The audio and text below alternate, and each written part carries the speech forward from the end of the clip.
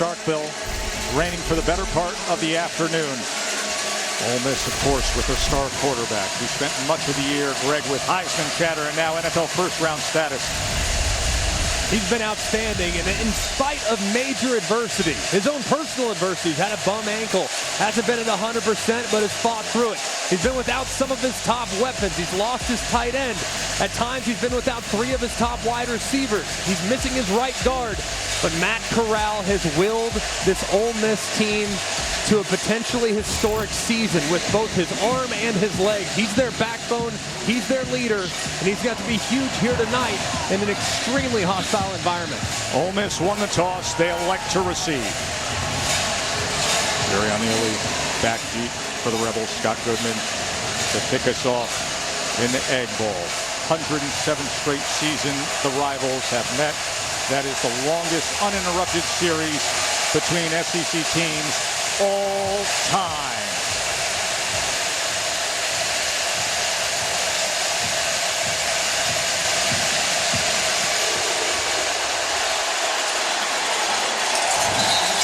Katie, in many ways fitting that Corral's Ole Miss career comes full circle with this game.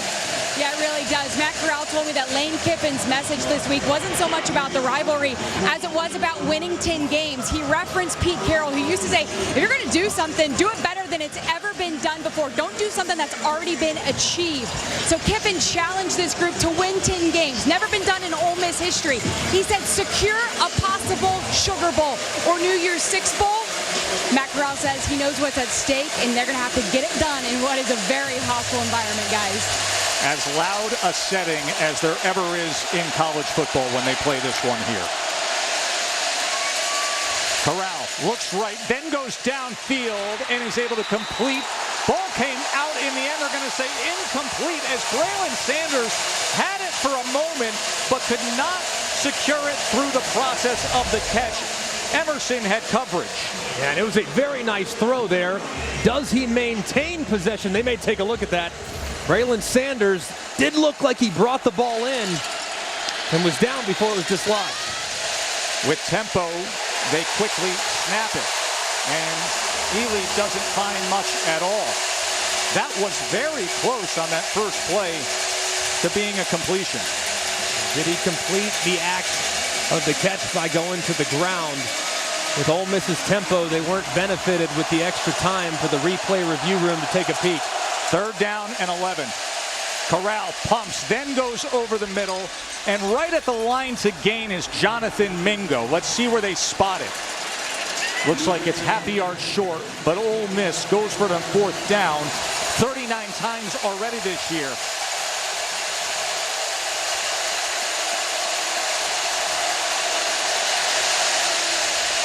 Fourth down, straight ahead, and met in the backfield.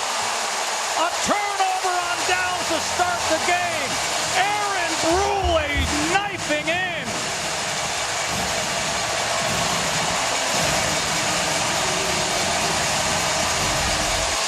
You're going to see the right side of the offensive line collapse, and Brule come right around the edge and make the play in the backfield. There's 2 defenders in the gap on the backside. It's a fantastic play there by the redshirt junior Brule. And what a start for Zach Arnett, the defensive coordinator's defense. That is what Ole Miss and Lane Kiffin often do, is go for it on 4th down no matter where they are. So here is Mississippi State at the Ole Miss 33-yard line. Will Rogers quickly over the middle, gets it complete to Makai Polk. Turnover on downs to open up the game. Will Rogers has surpassed Dak Prescott with single-season school records this year. Yeah, yardage and touchdowns. He's fantastic, Joe, and has really been hot these last 4 weeks. Very decisive, very accurate, and has made great decisions in getting comfortable with Mike Leach's air raid attack. 2nd and 2.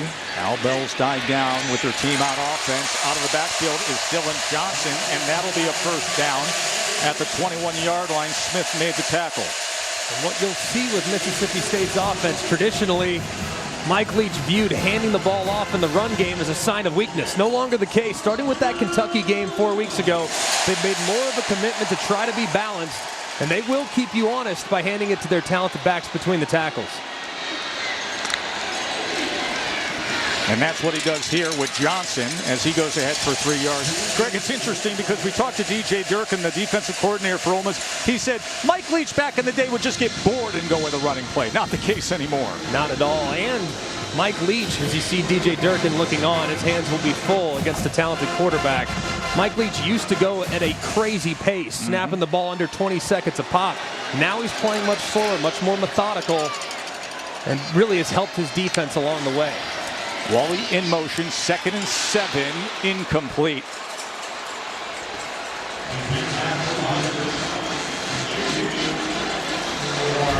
Will Rogers getting the ball out of his hands very quickly here. As you can see, Wally not ready for it at that point.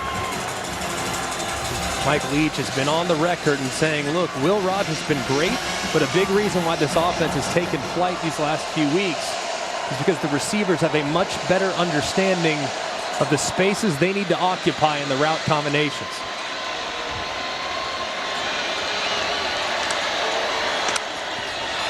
Saw the right tackle leave in his stance early. That's big Scott Lashley, the transfer from Alabama. Offense number 78, 5-yard penalty. It remains 3rd down. So that'll back him up to a 3rd and 12. Lashley was with Coach Saban for 3 years. Had a tough go of it when he faced his former Bama teammates here. Yeah, he's had a tough time all year. He's been drawing the strongest pass rusher for the defense almost every week because on the other side, Charles Cross, he's playing as well as anybody, securing Will Rogers' backside. So Lashley gonna have his hands full tonight against Sam Williams, number 7, the best pass rusher for the Rebels. 3rd down and 12. Rogers going to check underneath to Johnson. Johnson is going to be ripped down by Chance Campbell, who is 4th in the SEC at 8.1 tackles per game. And we just talked about Lashley having his hands full. You're going to see Williams. He almost wins underneath Lashley, who sets a little bit too wide. Look right here. And my goodness, good thing that Dylan Johnson, the running back, was there to get a piece of Sam Williams, or else he would have been on the quarterback in a heartbeat. It's a matchup to watch all night, because Lashley has certainly had his struggles with speed rushers. Nolan McCord comes on to attempt the field goal to start the night, and he nails it. He's 8 of 13 on the year now. The defense did their job. Ole Miss took a risk, and Mississippi State's up a field goal early. And along with her contributions to the university's general scholarship funds, for every field goal and extra point made, Allstate will also be donating to the American Red Cross to help with disaster relief efforts. Thank you, Allstate. Joe, Greg, and Katie here in Starkville. 3-0 Bulldogs on top in this dynamic rivalry game, a Thanksgiving tradition.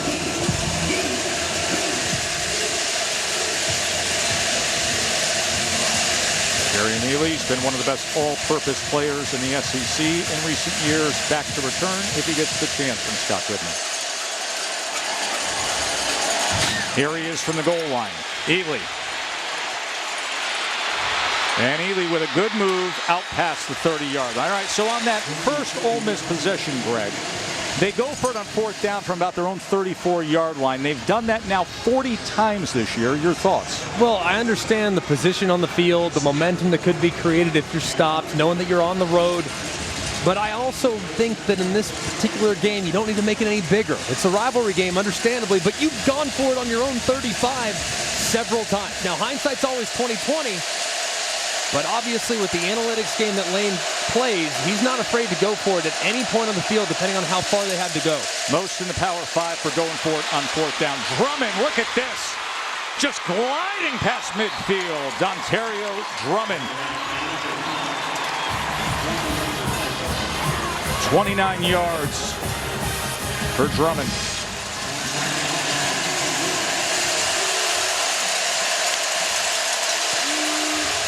Ely waiting for a block, finding a seam, and is driven down at the 32. You blink and that Ole Miss offense is right down the field. Cameron Young making the tackle. And you have to think with the strength of Mississippi State's defense, really being up the middle of the defense, a lot of the room for Ole Miss will be to the perimeter, will be to the outside with some of the speed and athleticism advantages they have.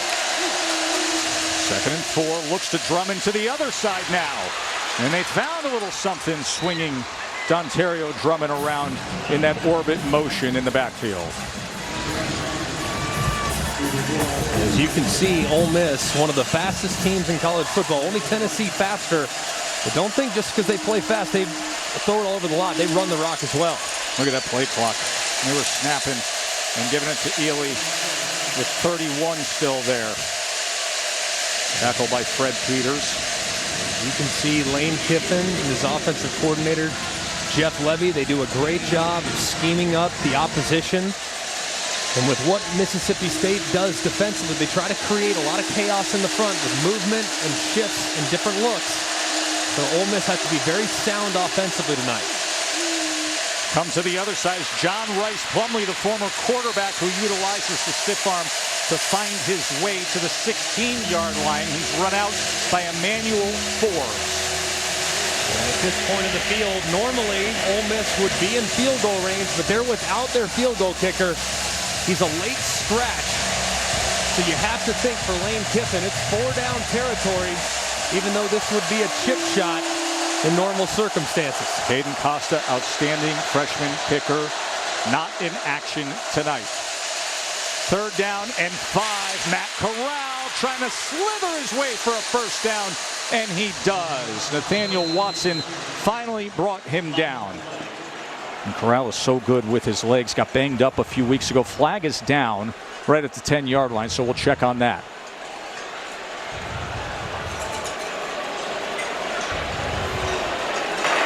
Personal foul, face mask, defense number 14. Half the distance to the goal. Automatic first down. That is Watson who made the tackle on Matt Corral. So it'll be a 1st and goal for the Rebels. You'll see him get his hands up there and grab the face mask. And that's just an unnecessary play there by Watson. And he had him in his grasp. No reason to go up top and hook the mask.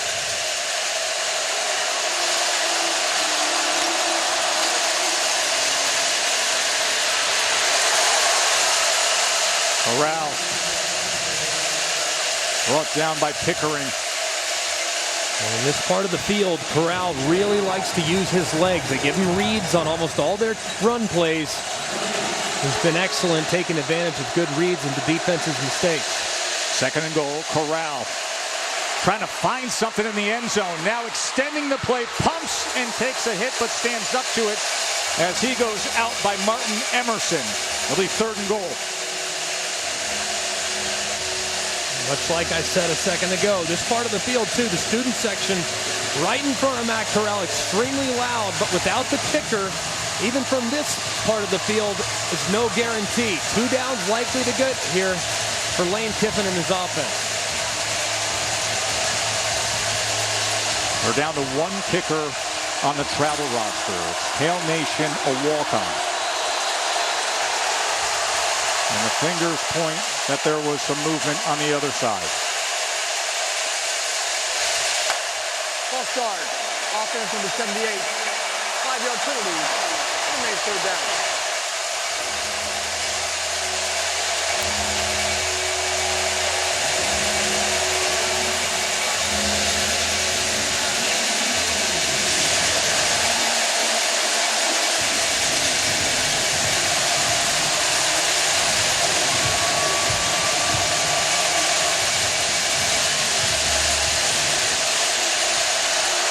Cowbells echoing through the misty night here in Starkville. 3rd and goal.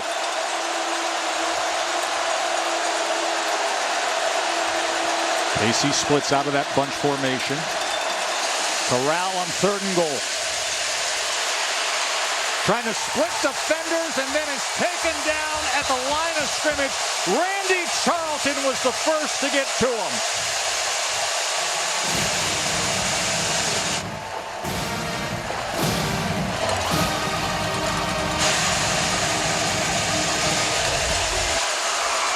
And what a great job here by Mississippi State's defense, showing like pressure was coming, but only bringing 3. And then knowing the athleticism of Corral, them not allowing to overrush the quarterback, allowing for easy run lanes. They collapse on him, and Charlton drops him to force the field goal. Hail Nation, a walk-on who has only attempted an extra point. First one of the year, and he missed it. Now gets the starting assignment tonight. His first field goal attempt, and he puts it through. So good for Hail Nation, who steps in for Caden Costa and can take a little bit of that pressure off his evening. Steps into the heated rivalry game. The walk-on from Madison Central High School in Mississippi, and drills it from just 25 yards away. And we got a 3-3 game halfway through the first quarter. One of the great rivalries in the sport. 3-3 game moments ago. Hail Nation made his first college field goal for Ole Miss. Caden Costa, he's been an outstanding kicker. He's 14 of 17 on the year, unavailable. This is fielded by Griffin.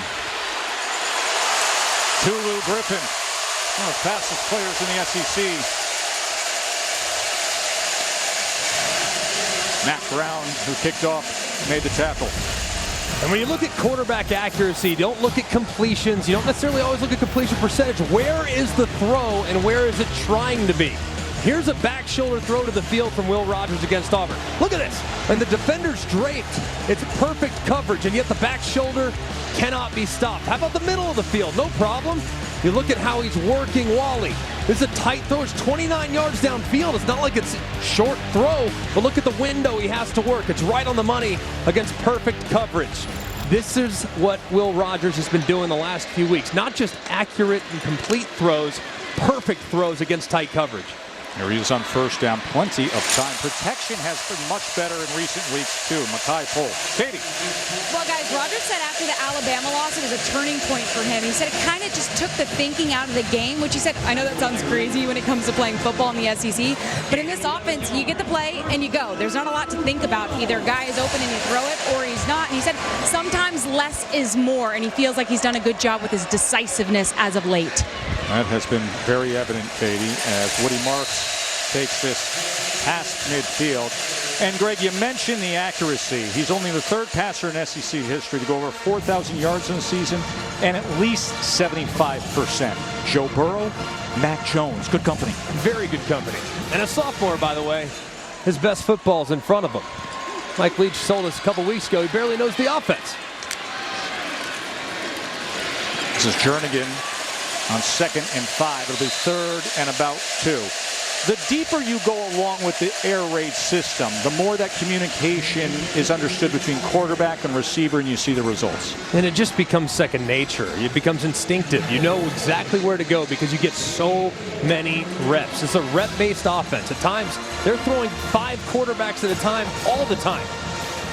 So it takes some time to get comfortable, and the receivers know where to go against zone coverage. But man, once it gets going, it's impossible to defend. 3rd and short. Woody Marks in the backfield with Will Rogers.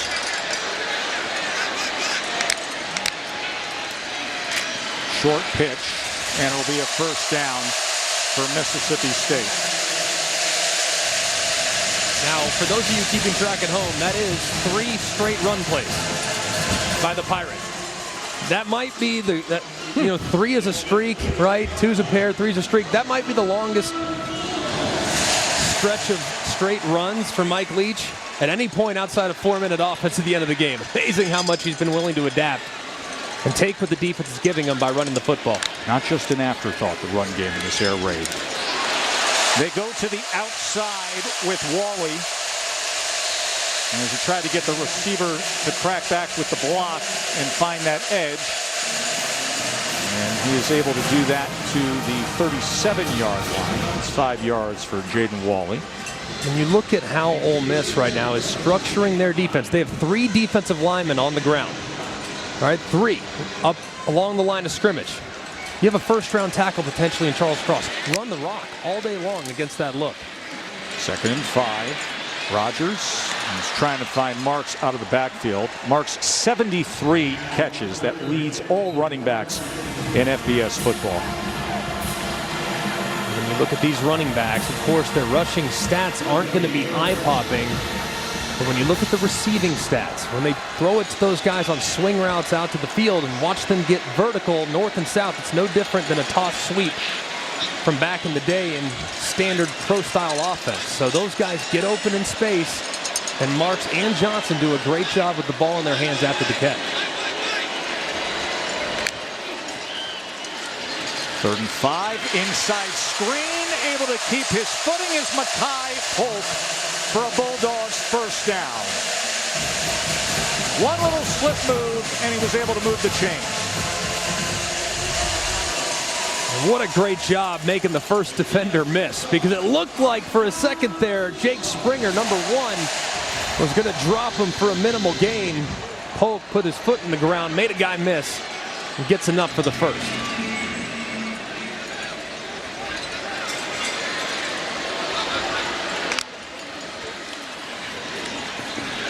Rogers, plenty of time, then has to check down, and met right away was marked by Chance Campbell.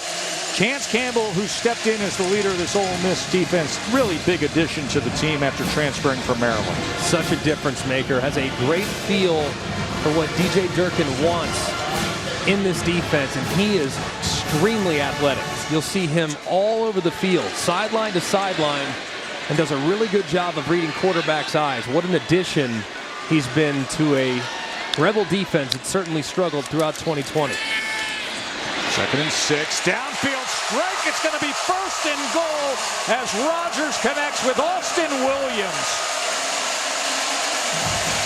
Williams was coming off a 3-touchdown game.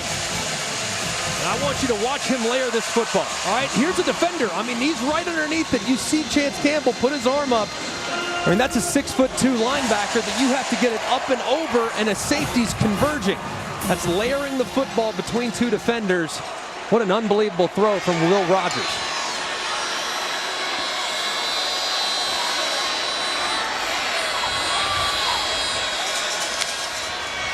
Wally motions in, going to the fade, wide open, but off the fingertips of Polk.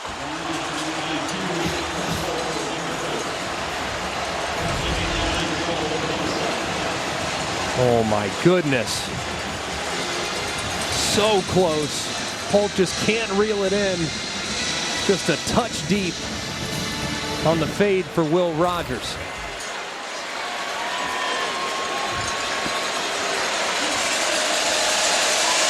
DJ Durkin looking over his defense. Will Rogers and the Bulldogs have marched down 11th play of this drive. They send pressure and they get him. Mark Robinson with the sack of Will Rogers. And that is the 37th sack this season for Ole Miss. What a great blitz here. You're going to see by inside and loop around. Campbell grabs that right guard. Nobody's there for Robinson. He drops the quarterback. Just great timing on the game there between the 2 linebackers, and an excellent call by DJ Durkin. Guy who came to Ole Miss as a walk-on running back, transferring from Southeastern Missouri, comes up with a huge play all the way back to the 15-yard line for 3rd and goal. 3-man rush, they drop 8. Out of the backfield is Marks, and he can only make it back to the 11-yard line. Dean Leonard with the tackle of Woody Marks. A great job now on consecutive possessions by this Ole Miss defense. They'll give up some yards between the 20s, but against this offense, as the field condenses in the red zone, that's when you have to be at your very best.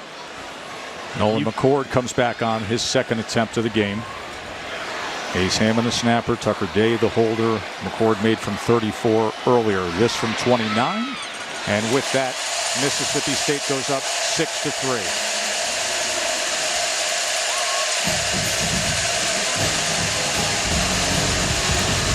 And another nice drive by Mississippi State, but their quarterback, after the hit on the sack, reaches for the shoulder. We'll take a look, see if Will Rogers is okay when we return. Always a great scene here in Starkville as you're watching the SEC on ESPN.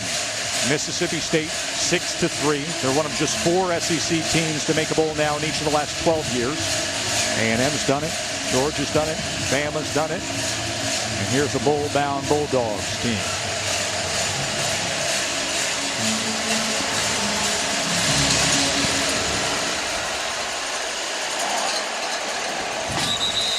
Rivalry weekend on ABC Saturday Night Football presented by Capital One. It is Bedlam. Number 10 Oklahoma, number 7 Oklahoma State. 7:30 Eastern, 4:30 Pacific on ABC. Greg, Oklahoma State defensive coordinator Jim Knowles, the former Cornell head coach. What a job he has done. That defense is something. Tenacious. I mean, absolutely fantastic. And he is on everybody's list for the Broyles Award as the top assistant coach in college football, and deservingly so, man. They've been excellent, but Mike Gundy's track record against OU, not great. Only 2 wins in his remarkable career there in Stillwater. Matt Corral on first down. Goes all the way over to Pearson on the near side. Speaking of Broyles Award, Jeff Levy for Ole Miss was just named a semifinalist for the Broyles Award, of course, given to the top assistant coach in college football. And I know everyone credits Lane Kiffin for his style of offense, but it's actually Jeff Levy that actually calls the plays. He's done a great job with this offense. Ely on 2nd and 8 turns those shoulder pads north and surges ahead before Jet Johnson meets him. Jeff Levy, of course, of the Baylor tree, does a great job using tempo and formation. 3rd and short. Ely out past the 40-yard line and a first down for Ole Miss. And so far, most of the opportunities that Ole Miss has had offensively have really come on the outside. Between the tackles has been a grind so far for the Rebs. See if they continue to exploit their athletic advantage on the perimeter in the next 3 quarters. You wanted a shootout? We got dueling field goals. We have plenty of defense, like the 4th down stop or the big sack the other way. 6-3 in the Egg Bowl, end of 1.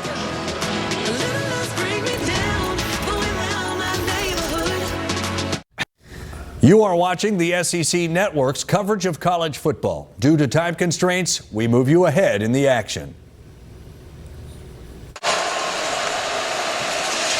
12 yards from Corral there. First down, downfield he goes, and on the dig route, unable to connect with Dontario Drummond.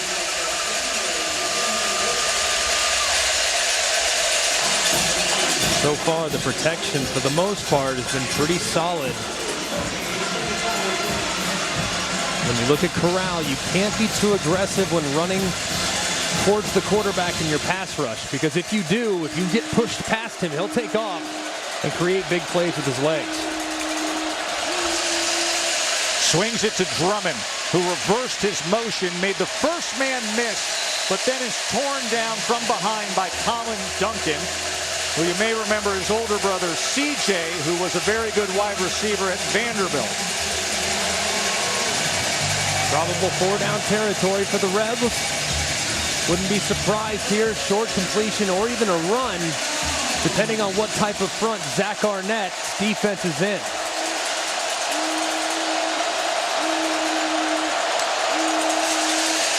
Third and 8, safety pressure is picked up. Shallow cross is dropped by Mingo. So it'll be 4th down for Lane Kiffin. Jeff Levy as they look into that play sheet. Oh man, it was a good throw. Just a touch on the back hip. As Mingo, you can see, he gets his head around just a little bit too quick, thinking that there might be a defender closing, anticipating contact. He takes his eyes off the ball, and it results in the incompletion.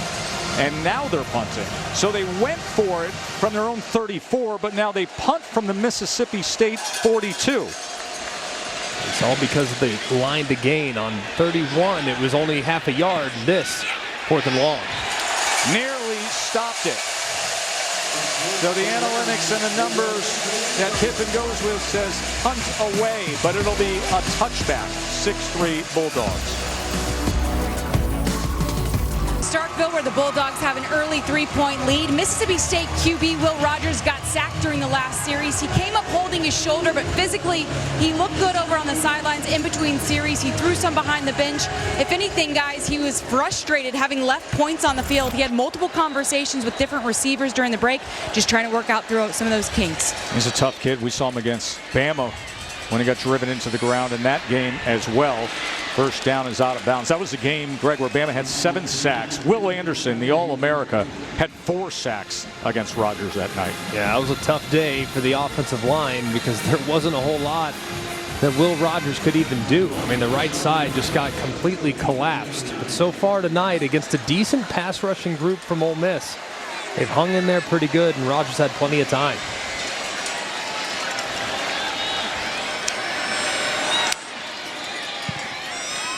They drop 8 against Rogers in this air raid, and going underneath the coverage for a first down, he is able to connect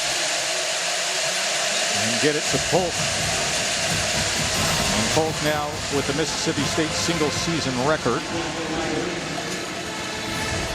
He's been such a nice surprise this year, as this wide receiver core as a whole has grown by leaps and bounds from where they were a year ago. Short pitch, Johnson. Flag is down as Johnson goes ahead for 1.5 yards.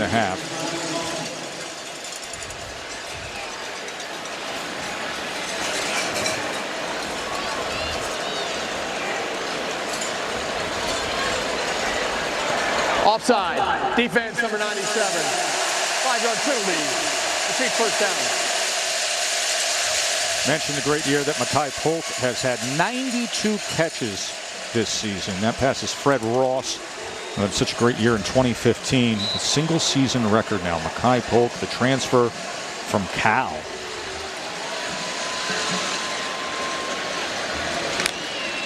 First and 5 after the penalty. Johnson going to go to the other side. Made the first man miss. And he's just short of that line to gain. K.D. Hill with the tackle.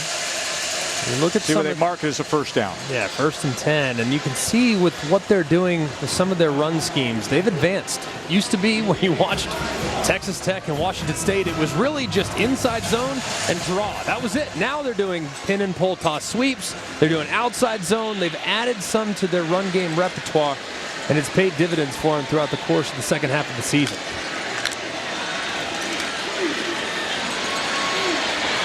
Rogers checks down to Johnson. Johnson is brought down at the 45-yard line. Tackle made there by Tysheen Johnson. Good decision by Rogers. Nothing there. Ole Miss doing a good job of getting depth, not allowing anything downfield. Take your check down. Live to play second down. Stay on schedule.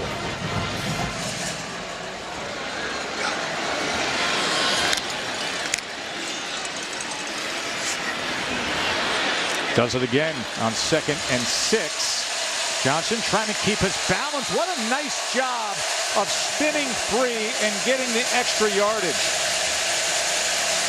Lakia Henry was the first to get to Dylan Johnson. Johnson got about 3.5 more yards. It's amazing. When you watch these running backs, I mean, you can almost count on one hand throughout the course of a 60, 65, 75 play game where the first defender brings them down in the open field. These guys do such a great job, both Marks and Johnson.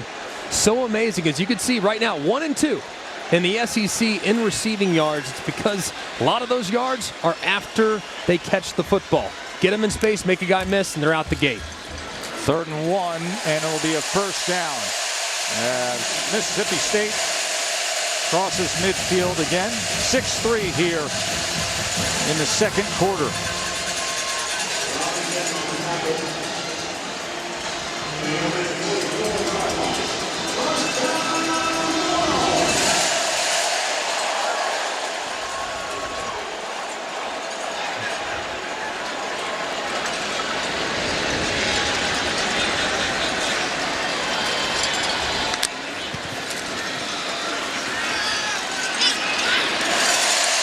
Rogers back to Polk. Came up huge in the upset win against Texas A&M. Flag is down. Polk had 13 catches and 126 yards in that win at A&M. Ineligible receiver downfield. Offense number 57. 5-yard penalty from the previous spot. Repeat first down. And that right there, just a miscommunication, it seems like, along the offensive line. So if you see Cole Smith, I mean, he just takes off right to the second level as the ball is snapped. Barely thinking run. Instead, Rogers dropped back to throw the ball. Put the ball at the 49-yard line. All three of Mississippi State's drives have gotten into Ole Miss territory.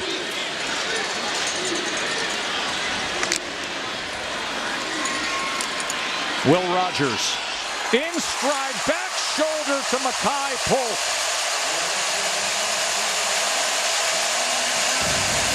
Polk has been targeted 6 times. That's his 5th catch already tonight.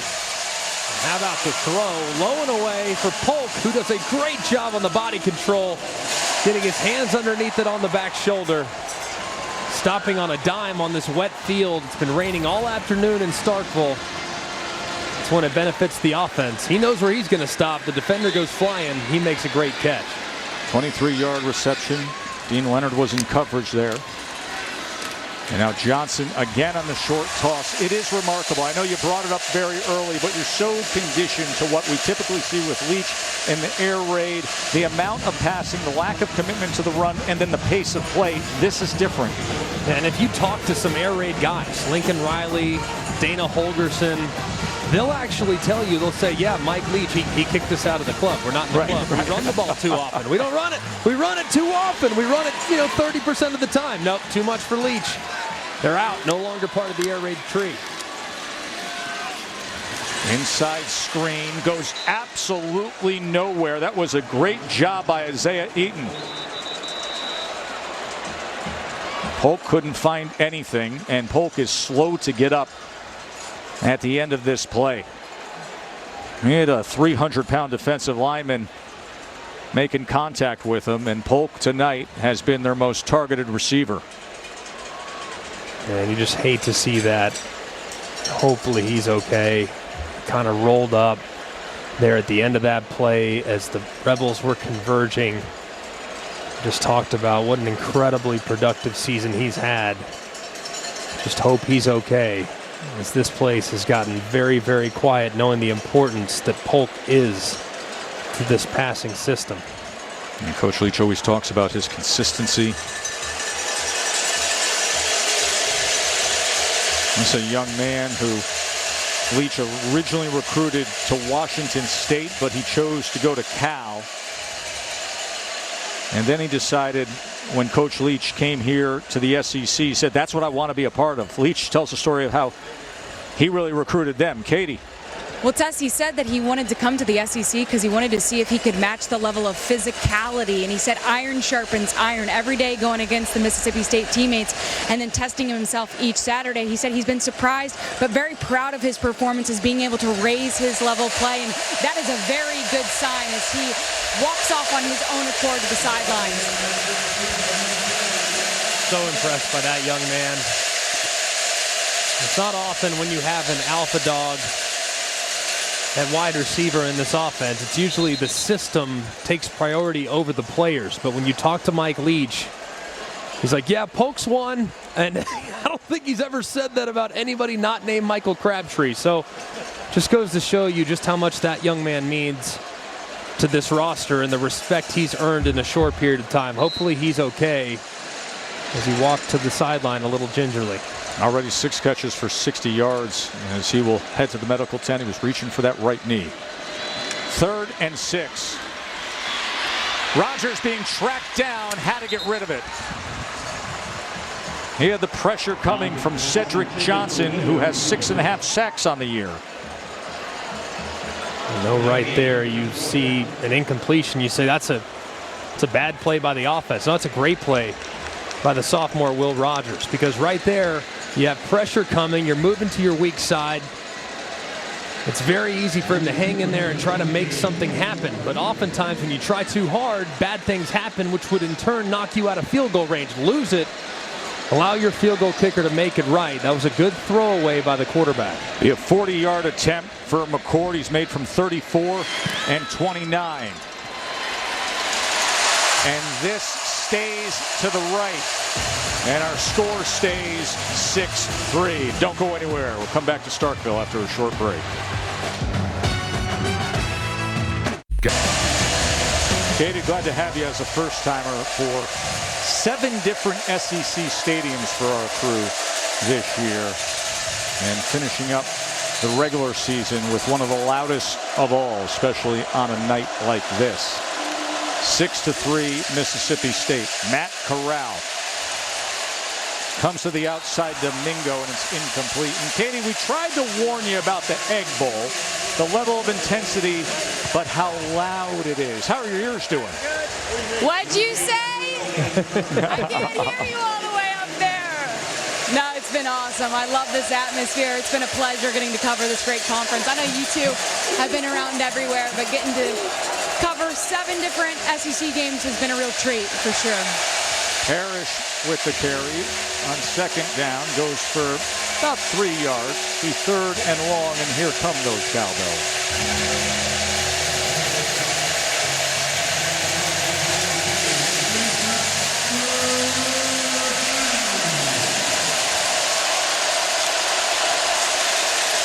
Matt Corral, they ran a stunt, and he's able to get it over the middle. Flag is down as he connected with Jonathan Mingo, who for the time being has a first down. But there's a flag back at the 19-yard line as they were picking up the pressure on the stunt.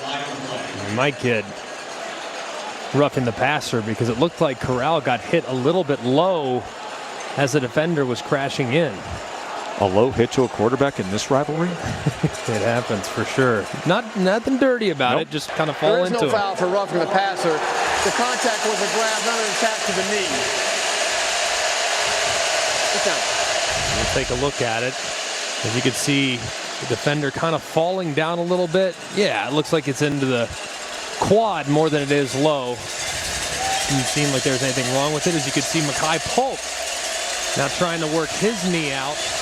Hopefully he'll be able to re-enter the game. So the 9-yard pass to Mingo stands for a first down for Ole Miss.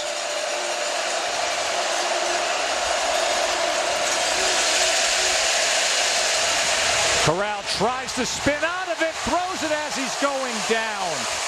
Nathaniel Watson was draped all over him. Officials are talking this over back at the 22-yard line. And you got to see, does the ball get to the line of scrimmage as he tried to throw it away? Yeah. Offense number 2. The penalty will place the ball at the spot of foul, and the crews will also down. Now 7 down. Intentional grounding's the call. And you can see the black line, that's the initial line of scrimmage. Does the ball get back to the line of scrimmage? Because when you throw it away, it has to get beyond the line of scrimmage, and it does not. It's 2 yards short. That was a good call by the officials. Good mechanics. Good effort by Corral, just not enough on it to get it beyond the original line.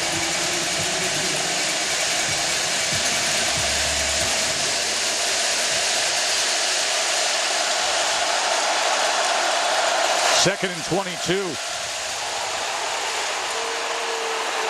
What a dart by Matt Corral. Braylon Sanders with the reception, and that takes care of second and 22 just like that. 26-yard reception. Quick to the line.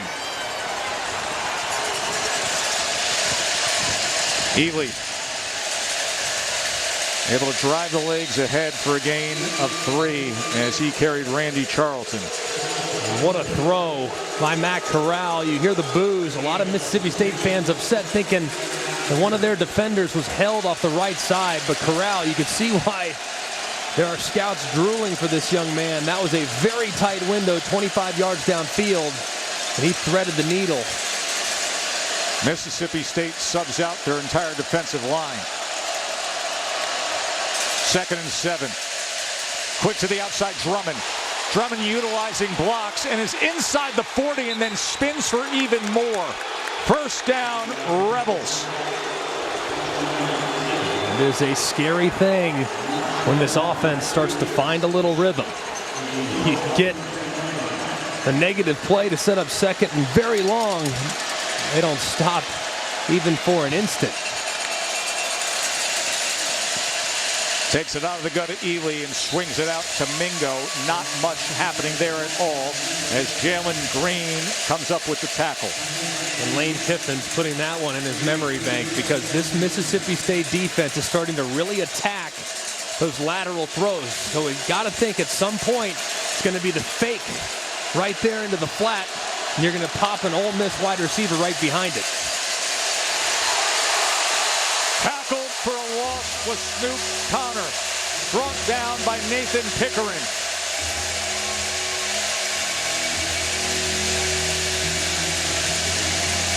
Definitely 4-down territory here for the Rebs.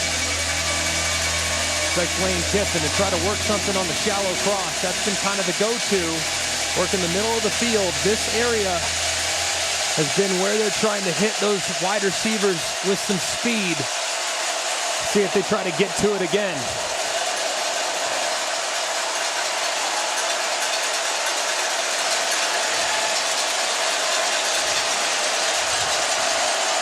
Fresh legs back out there for the defense. Showing A-gap pressure. They come off of it, and look at that seam for Snoop Connor, and it's a first down Ole Miss. Emmanuel Forbes, the cornerback, had to make the tackle. 16-yard run.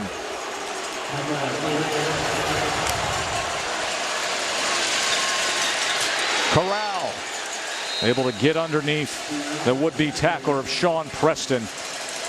Boy, he is gutsy, isn't he, when he runs the ball? Yeah, especially this part of the field. I mean, he'll call his own number. He does a really good job of making the reads that are there to be made based on what the defender does. 2nd and 6. Corral.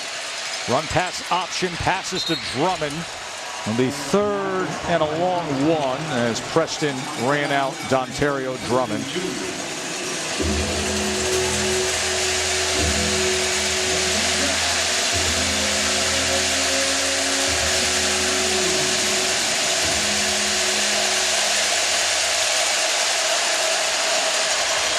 Straight ahead for a 1st and goal is Snoop Connor.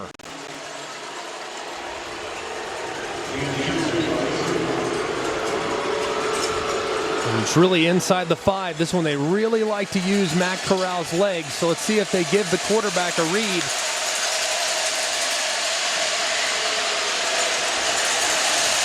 To the 2-yard line goes Connor. He is number 3 in the SEC in rushing touchdowns with 11.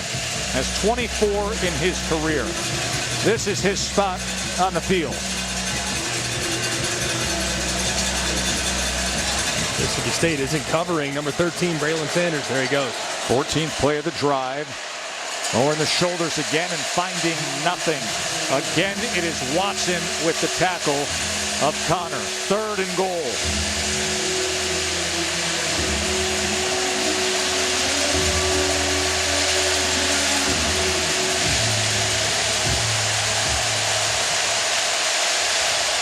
From a yard out. And powering his way in is Snoop Connor. 25th rushing touchdown of his career. And with that, Ole Miss is out in front.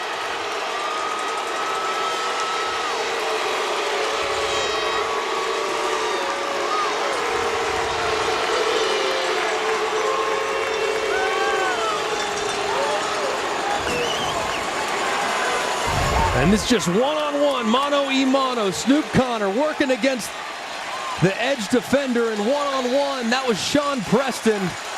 And he lowers the boom. The 220-pound back finds Pater.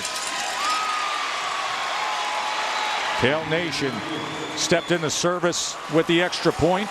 10-6. Snoop Connor, the guy who can get those tough yards on the short yardage. The 1-yard touchdown run. 2:21 to go before halftime here in this heated rivalry. And it is the first lead of the game for the number 9 team in the country. You are watching the SEC Network's coverage of college football. Due to time constraints, we move you ahead in the action. Ball at the 40-yard line. Rodgers just got it out in time, and what a good effort from Williams, but he couldn't hang on as he really extended himself downfield. Well, if he would have made this play, they would have had to rethink the plays of the year. That's right. I mean, about to get crushed. He gets hit as soon as the ball arrives and almost reels it in. That was a great effort there by Austin Williams, and a good defensive play by forcing the ball free. Williams, who had the fourth quarter touchdown catch in last year's Egg Bowl to close the gap to 7 points. Second down. Rogers going downfield again, and up and coming down with it is Malik Heath. He has bounced back the last 2 games, and he comes up big here. What an unbelievable play by Tulu Griffin on the back shoulder. Prince can't reel it free. And a great throw by Will Rogers as well. Excuse me, we're going to identify him as Tulu Griffin, the speedy receiver, and he goes back to him here. So LaDietrich Tulu Griffin making his presence felt.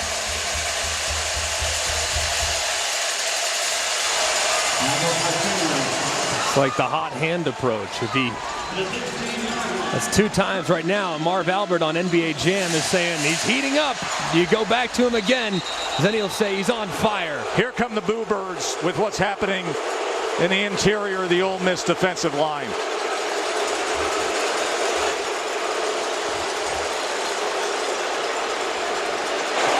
As KD Hill is down and the medical staff will come out to see him, just when Mississippi State had all the momentum, the 2 big plays from Tulu Griffin. Yeah, as you can see right in the middle of the screen, he's kind of grabbing it, and I'll just go down. Don't like seeing that.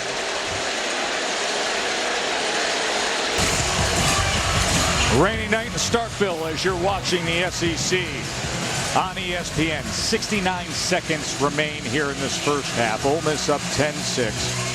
But Mississippi State driving the ball. 7th play coming up. They've gone 63 yards. Will Rogers has been hot going to Tulu Griffin.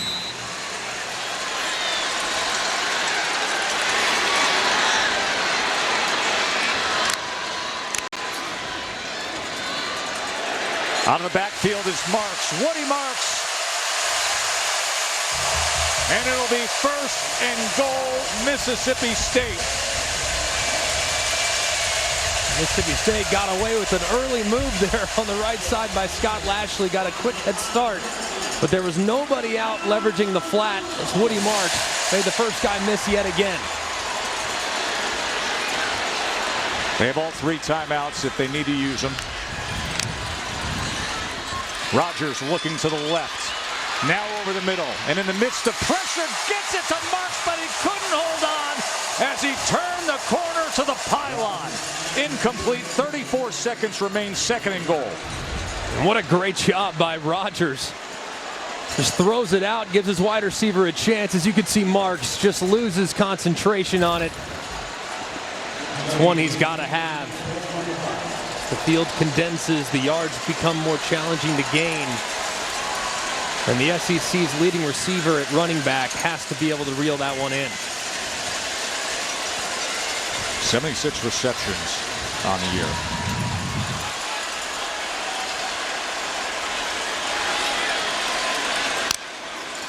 Second and goal. Pressure coming down. And batted down as the flag is down. Sam Williams was tracking Will Rogers. Otis Reese defended that pass at the goal line. Will Rogers not used to feeling heat from the backside. Holding offense number 67. 10-yard penalty from the previous spot. Repeat second down. It's Charles Cross, predicted by many to be a first-round pick in the NFL draft. He gets beat inside. Usually if Will Rogers is feeling the heat, he can see it. It's coming right at him because it's coming from the right-hand side. The left side's been lockdown mode. But as you can see, number 7, Sam Williams, starts upfield, beats Cross underneath, and he grabs him with the right hand. It's not often that young man gets beat. He's been absolutely nails in protection throughout the second half of the season. Sam Williams has a school record 10.5 sacks on the season. Cross is projected to be the number 6 overall pick in the NFL draft.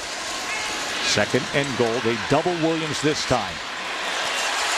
And again, Marks can't hang on.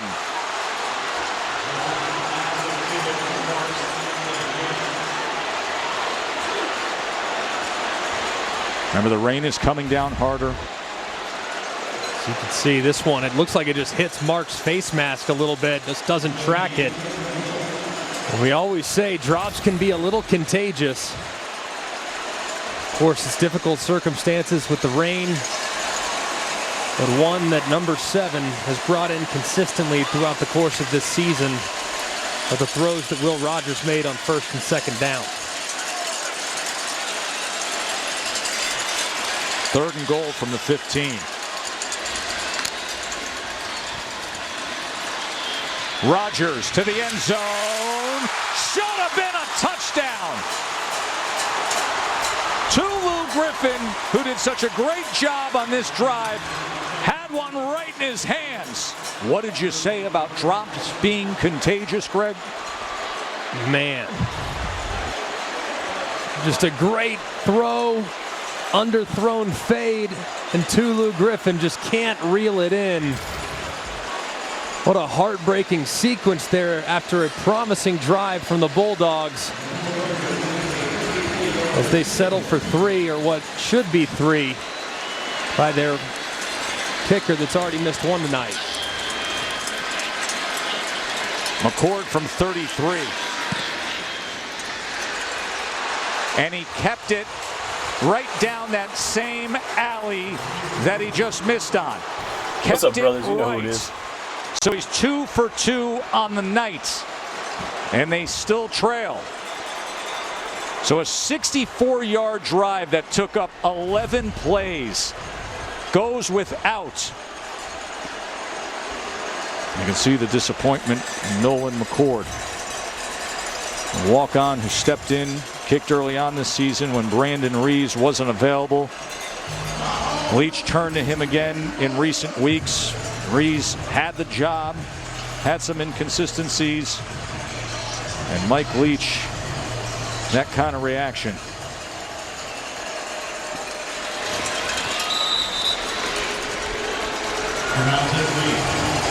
Matt Corral take a knee.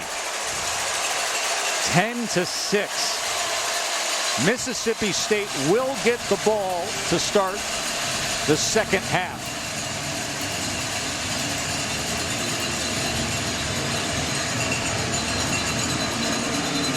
The game is played at such an intense level. Both defenses have been greatly improved this year. Snoop Connor, the only touchdown of our first half, just a 1-yard touchdown run. Let's go to Katie. Thanks, Tess. Lane, a couple of mistakes by Mississippi State allows your defense to hang strong. How would you say that group played through 2 quarters? Well, bend, don't break. We've given up some yards, but we've done good in the red zone. Made him attempt field goals, so that's good. We're having a hard time in rhythm on offense, which is to be expected. They're really good defense with really good players, and they present problems. What was different in the final drive with Matt and your offense being able to find the end zone finally? Well, they finally hit an explosive pass play, and then we were able to get it in goal line situation there. So we got a lot of work to do. We got to find a way to create some turnovers on defense and get a rhythm on offense. Thank you for the time. Thank you. First half stats brought to you by PlayStation. 10-6 Ole Miss on top. Yeah, and ultimately it came down to red zone defense and red zone offense. Both teams able to move the ball with some consistency, especially in spite of some weather. Some rain in the forecast made it a little difficult on the offenses, but they moved the ball nonetheless. However, Ole Miss scored 1 touchdown of their 2 red zone possessions. Mississippi State 0 for 3 scoring touchdowns when getting to the low red area. Nolan McCord with a couple of field goals missed in that first half for Mississippi State. State receives the second half kick, so we will see if Will Rogers can get back to business. He has had an outstanding past 5 games. Last 5 games alone, he has 20 touchdowns and just 3 interceptions. But can he find something against this Ole Miss defense, who is one of the most improved defenses in college football this year?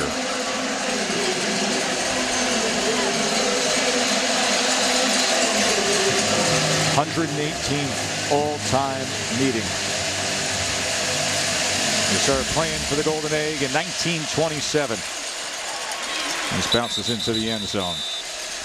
All right, so that sequence before halftime there, Mississippi State had first and goal from the 5-yard line. Ole Miss defensive tackle goes down with a late after the play injury. Next thing you know, a holding. Next thing you know, a drop, a missed field goal. Got to come away with points there, Greg. Yeah, it was bad news Bears at the end of the first half. But the good news is they've been able to move the football with some consistency. Now they just got to figure out a way to punch it in. You mentioned the drops. I mean, my goodness, Will Rogers put the ball where it needed to be on 3 consecutive plays. And their receivers just couldn't reel it in. So now the rain has stopped. Shouldn't have any more impact on the game, at least at this moment. And you got to get some completions to both Woody Marks and Tulu Griffin to get their confidence back. Rogers to the near side, and he does that going to pull. All right, that sequence we're talking about, game flow brought to you by Progressive.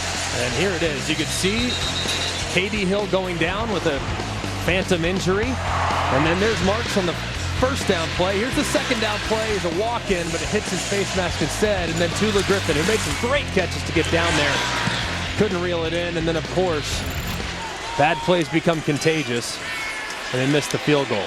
Rogers wants to take a shot downfield, and it is just beyond Malik Heath. Coverage came from DeAndre Prince. Katie.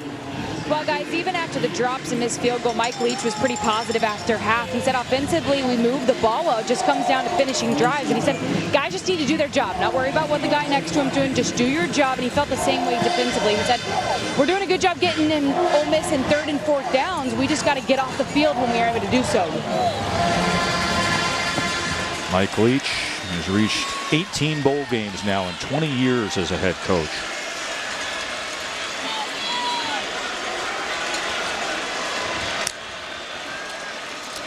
Second and 10. Jernigan looking for something.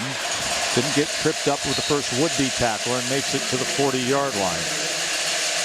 3rd down and 5. So far, the run-pass selection for Mississippi State, that was only their 9th run attempt of the game. Done a pretty good job of being a little bit more balanced the last couple weeks, so expect them to continue to try to lean on that Ole Miss defensive front that so far throughout most of the first half played with only 3 defensive linemen in their base structure.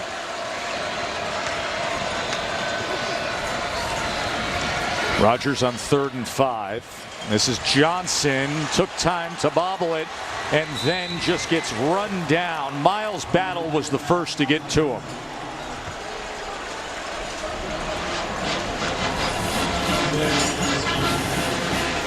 Good job there by the Ole Miss defense. Great coverage on the deep ball and a really good job of tackling in space on 2nd and 3rd down to get off the field quickly here on the first drive of the second half. Archer Trafford trained for 8 years to be an Olympic archer, born in Budapest, Hungary. Hunting away as Ontario Drummond awaits. Calls for the fair catch, bobbled it for a second. That was dangerous with Bulldogs around him, but inside the 20, that's where they'll take over. Katie. Well, guys, last season, Matt Corral said he got caught rushing things, throwing to spots too quickly. He wouldn't let plays develop, even though he knew what he was seeing. He said he was antsy in the pocket and lacked patience. Now he says he's more comfortable out there. He has a better understanding of opposing defense. He trusts what he sees, and he has the confidence and control to let things play out. And he might not have a whole lot of yardage tonight, but he's been extremely efficient in the pass game thus far. I've been very impressed the few times we've been able to visit with him when we've called the games this year. Definitely a leader, obviously dynamic on the field, fearless player. Corral checks down to Ely, and Ely surges ahead for a gain of about 8.5 yards. I think part of the maturation process for Matt Corral was being willing to take the check down like that. So many bad decisions last year. He rarely makes them here as a 4th-year player. Quickly gets it out into space, and with a stiff arm, Ontario Drummond will get it out to the 32-yard line and a Rebels first down. And if you think, I mean, the book on Corral last year is force him to throw it underneath. He'll throw it to you, and he has adapted and adjusted as teams have tried to play that defense against him this year. Ely finding a seam, and Ely goes ahead for 10 yards.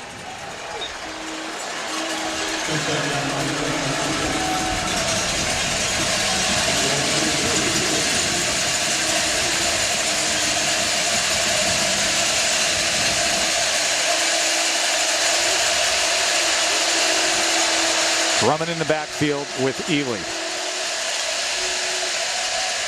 And they'll get it to Drummond, who is able to turn the corner. And look at Dontario Drummond just gliding downfield. All the way down to the 23-yard line. And that was really on Emmanuel Forbes, who cannot lose contain on the outside. He's at corner. He peels off, but it's just too late as Drummond gets around the corner. And there's no way that Brule, who was chasing him, was going to be able to drop the wide receiver. Just poor job of leveraging the football there by Mississippi State's defense. 34 yards with that play to Drummond.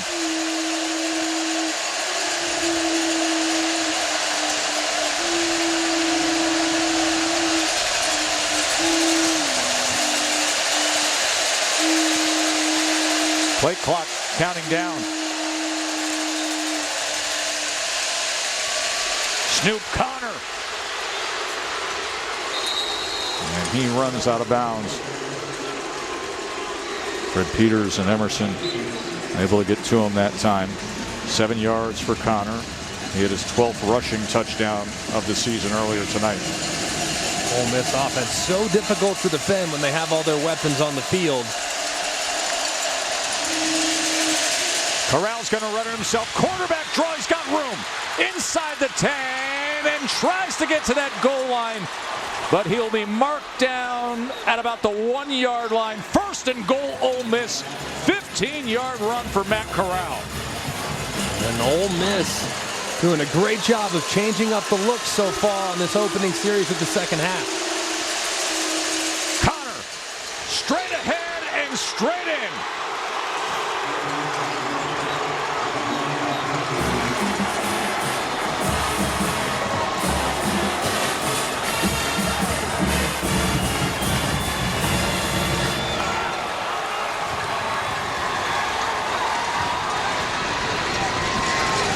What a swing of momentum to think what could have been before the half for Mississippi State.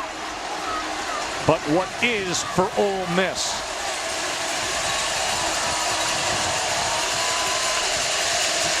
Walk-on kicker, Kale Nation.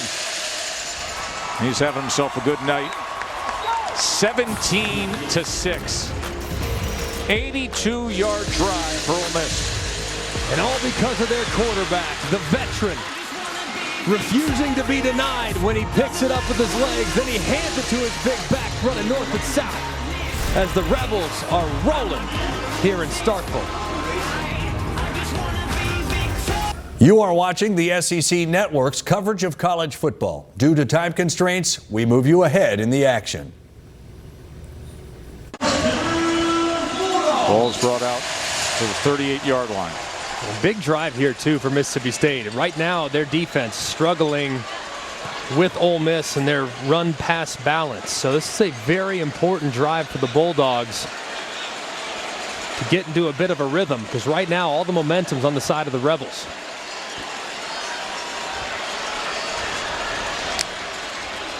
They back off the pressure, brought the safety up into the box, and now Rogers will check down to Marks, and Marks is tripped up that time. Good play by Otis Reese. That's a great open field tackle by Otis Reese. We've talked all night about how good these Mississippi State backs are in space, making the first guy miss. Reese drops him at the line of scrimmage, set up 2nd and 10. Former Georgia Bulldog is Reese. Played 25 games for the Dogs before transferring to Ole Miss. 2nd and 10. Look at the time Rogers has, and then goes incomplete as he was trying to catch that lane with Mekhi Polk. And that time, Mekhi Polk, Rogers is not on the same page. Mekhi Polk goes vertical. Rogers thinks he's going to continue to cross face. Just not on the same page. And like I said, the rhythm, this offense is all about rhythm and timing. And right now, the timing's been disrupted And they don't have a lot of rhythm with what they're doing.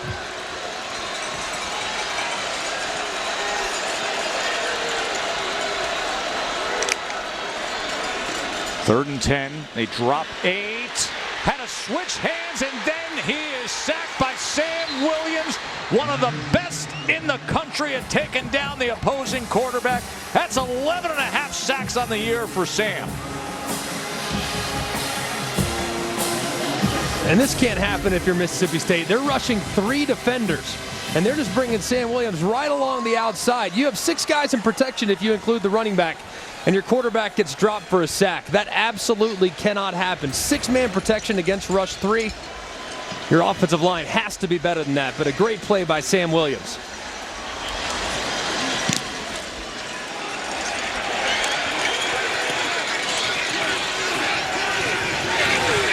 It'll be down at the 21-yard line. Sam Williams disrupting that man's plans as Mike Leach is talking things over with his offense. They trail by 11 at home. Right in the front. Top here in this rivalry game. Powerful plays brought to you by Duracell. You look at this Ole Miss offense, man, the way they get you looking in different directions is so difficult to defend. They hit Drummond out in the flat, easy throw and catch. Then they hit you with the quarterback draw. You got guys dropping back, thinking it's going to be pass. And Matt Corral splits it right up the middle. Snoop Connor finishes it off. Just an excellent mix of run and pass there by Jeff Levy and Lane Kiffin to put this Mississippi State defense on notice. Matt Corral gets it out to Drummond in space, and then Drummond is driven down hard that time by Colin Duncan. And that's got to be the answer. Great job by Duncan. That's got to be the answer for Mississippi State's defense. They have to stop the throws on the perimeter and tackle in space against elite athletes. Pre-snap penalty. Colin Duncan, who False start, offense number 64. 5-yard penalty. It remains second down. Duncan will play at St. James High down in Montgomery, Alabama with the tackle here. Just love that, man. I mean, just form tackle. Good wrap up. And gets down the slippery Drummond. He had a big play on that last drive to set up the touchdown.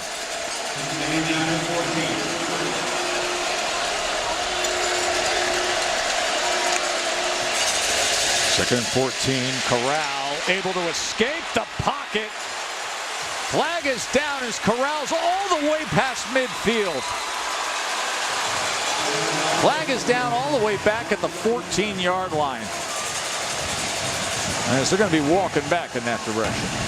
Holding on the offense, number 9. Half the distance to the goal. Retreat second down.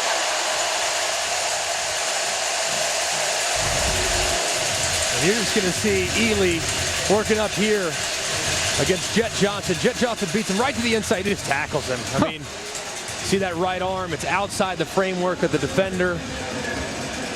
And the officials are going to call that every time. And he's lucky, too, because there was a ton of green grass there for Corral. It's a great play call there by Jeff Levy. Just poor execution in the fundamentals by his running back as he tried to lead up on the middle linebacker. So instead, the ball is all the way back inside the 10-yard line.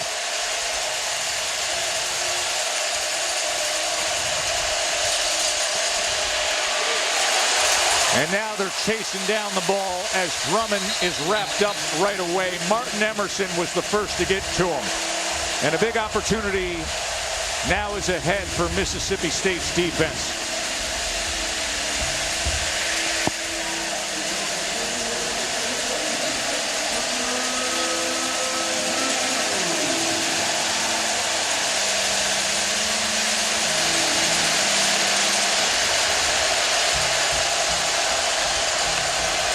Third down and 19.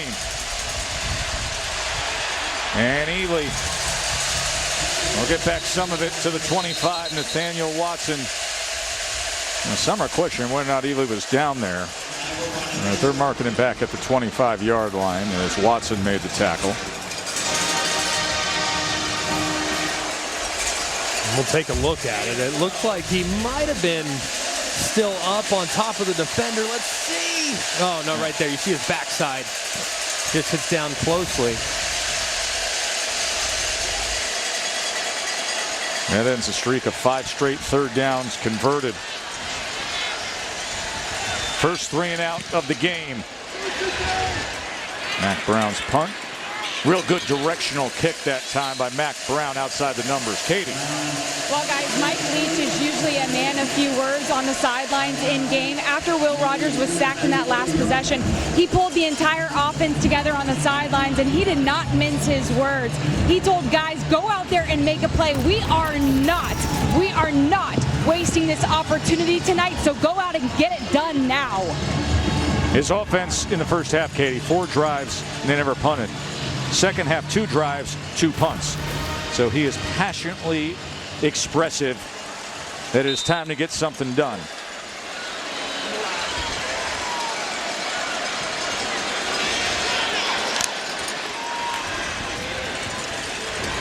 Johnson tries to reverse course and does so very well for a gain of 9 yards before he's met by Cedric Johnson. I think this has to be the play because right now it's a little rainy, it's a little windy, and right now with what Ole Miss is doing defensively, only 3 down linemen, you got to run them out of that type of defensive set. 2nd and 1, Rogers just hooks it up to Tulu Griffin for a first down. I also expect Mike Leach to get into a little bit of tempo here. They haven't played very fast today, not with crazy urgency, but now trying to energize his guys. Playing with a little more urgency right now before the snap. 7 yards to Griffin. Shovel pass ahead to Johnson. Johnson picking up blockers on the outside, and Dylan Johnson with a good play. Finally taken down by Jake Springer in that defensive backfield. 18 yards there for Johnson. Great job there by Tulu Griffin on the edge to spring Johnson for the extra yards. Feels like a big drive for the Bulldogs, doesn't it? Rogers, feet set, looking for an option, nearly lost his balance, and then is able to go ahead to the 34-yard line. We talked a second ago, when you have that 3-man rush by the defensive line, that's the type of pocket you expect. You can just hang back there forever, and if nothing's there, then you escape vertical. A much better job there by Mississippi State's offensive line, keeping those 3 pass rushers in check.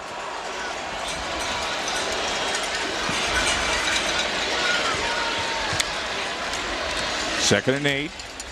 Quick to the outside. Wally inside the 20. Flag is down as he keeps driving ahead inside the 10. Good athletic play by Jaden Wally. Let's see what the call is. Holding, offense number 85. 10-yard penalty to respond to the foul. Second down. Now remember, that's a spot foul. So we'll see where Austin Williams was tagged for the holding on that play by Wally. Yeah, as you can see, him right there kind of latches up. And you see his left arm. That's where I think the official saw the grab of the jersey. The left arm as the receiver was actually past him. That's not one that Williams needed to hang on to. And an unfortunate spot there after the nice play. So Williams holding on Otis Reese. Makes for a 2nd and 10. Rogers backing up all the way to midfield and then throws it away. And Clowney was coming after Rogers. And another flag is down, this back at the 43-yard line.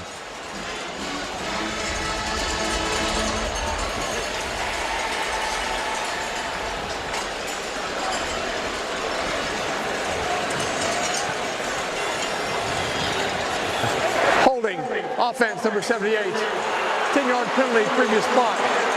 Repeat, second down. And obviously Lashley gets called for the hold, but this was a broken play from the beginning. I mean, there were wide receivers that were supposed to be out in the route tree that were blocking. As you can see right here, watch Austin Williams in the slot. I mean, watch this route. Tell me what route this is, Joe. That I don't know if that's one I recognize as a quarterback in the SEC. That's not one I want to throw. So just a miscommunication right there between the quarterback and wide receivers. 2nd and 20. Rogers steps up. A lot of green grass in front of him, and then he slides down. And they'll mark him down at the 38-yard line. So he picks up 8 yards. It'll be 3rd and 12. And with the circumstances surrounding their kicker, having missed 2 already, if I'm Mike Leach, I'm thinking keeping my offense out there. I got 2 downs to get it, plus territory. Offense has a little bit of momentum. If I were them, I'd get Jaden Walley involved. I mean, he just had a really nice play a second ago, number 11. He's in the slot, down to the bottom, with number 3. I'd get him involved, get him re-energized. That's where he goes on 3rd and 12. And great hustle to the ball by DJ Durkin's defense, led by Chance Campbell. So it makes for a 4th and 7 in that no man's land, 33-yard line. There's Durkin on the right. Rebels have been excellent rushing the quarterback this year. See if they go with that little draw again. That worked nicely for him last time. 4th down and 7 for Rogers at Mississippi State. And he is brought down. Sam I Am. Williams does it again. His 2nd sack of the night. And what a start they've got off the edge. 39 sacks on the season now for Ole Miss. 12 and a half for this guy, their superstar on defense. Sam Williams ends things on that drive. Turnover on downs. Ole Miss taking the ball when we return.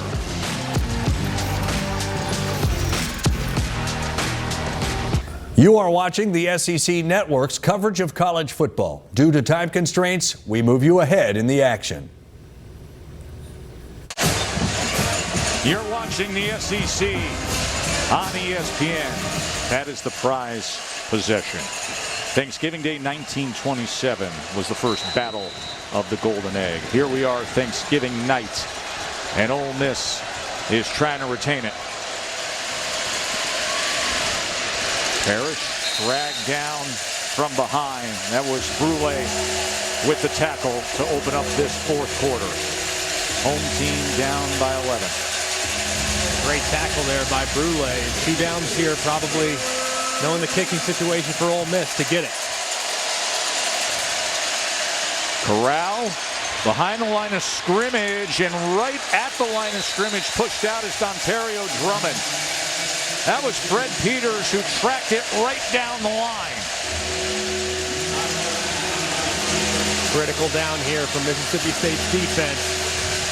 Need to do a really good job of leveraging the football and do not let these Ole Miss wide receivers get outside the widest. That's where they picked up some free yards throughout the course of this game. No team in the Power 5 has gone for it more on 4th down. Ole Miss 4th and 4.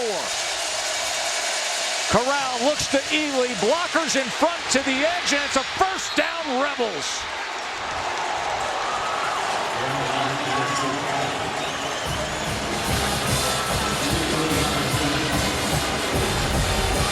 And that was a perfect play call by Jeff Lebby and Lane Kiffin. All-out pressure for Mississippi State, cover 0. And I just told you, be careful letting those wide receivers outside, because that's where Ole Miss has hit the big plays over and over and over again tonight. Mississippi State has done a really poor job leveraging the football, and that time an all-out cover 0. The running back gets to the edge and picks up a great block by his wide receiver for the 1st down. And give credit to Jonathan Mingo as he was blocking Emmanuel Forbes, fine cornerback for Mississippi State. And under 14 minutes to play and a fresh set of downs for the Rebels. Well-designed play by Jeff Lebby.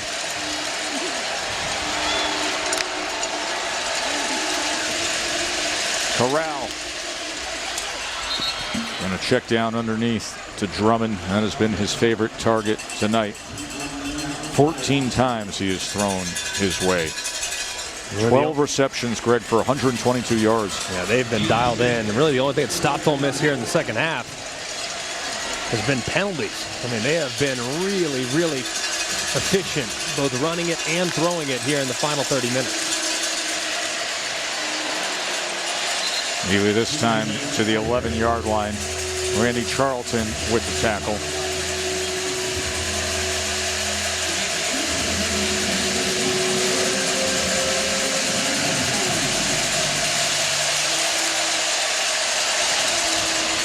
Third and 2. And going ahead for the first down. Neely tackled by Peters. And you see right here, Ole Miss is on the left hash. That's far away from the Mississippi State bench, so it's very difficult for Mississippi State to substitute. Expect Lane Kiffin and Jeff Levy, once they get this first down play run, expect them to pick up the tempo because Mississippi State won't be able to get fresh bodies in there if they ramp it up. First and goal, Snoop Connor in the game at running back.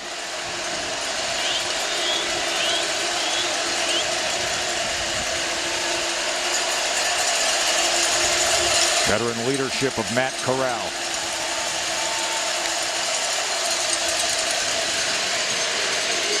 Snoop wrestled down at the 7-yard line.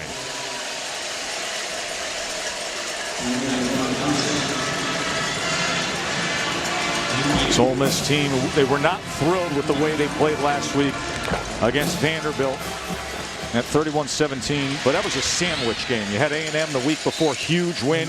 You had this big rivalry game here in Starkville. And now they want to close this out. Third and goal as Corral goes for 3 yards. Ole Miss is 9 of 14 on third down tonight. Here at third and goal.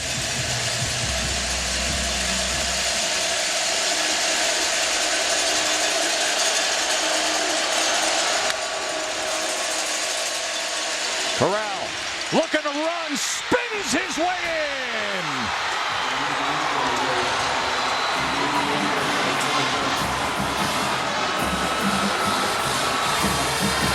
'11th rushing touchdown of the season for the dynamic Matt Corral.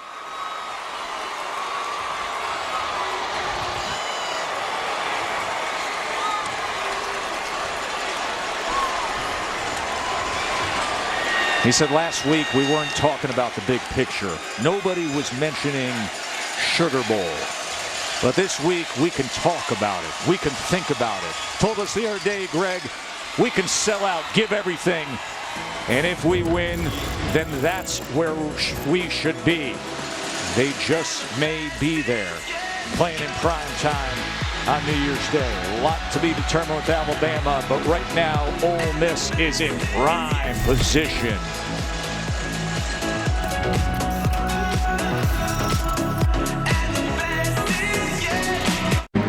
(24-6). Ole Miss up here with 11:17 to play. Joe, Greg, and Katie with you here in Starkville. Davis-Wade Stadium rocking all night long, but they're heating up over there on the Ole Miss sideline. They came here knowing how much was on the line. There's Griffin on the return. And Griffin out to the 25-yard line. Player Spotlight is brought to you by Tide. When you look at what Matt Corral's meant to this team all year, obviously the passing numbers have not been outrageous all season. Only 2 times has he gone over 300 yards passing, but he finds a way to win. Whether it be by running the football with great effectiveness, being accurate, making great decisions with the football. He has been excellent. There's a big reason why Ole Miss is on the cusp of their best regular season in school history. Rogers goes over the middle to Heath. Katie?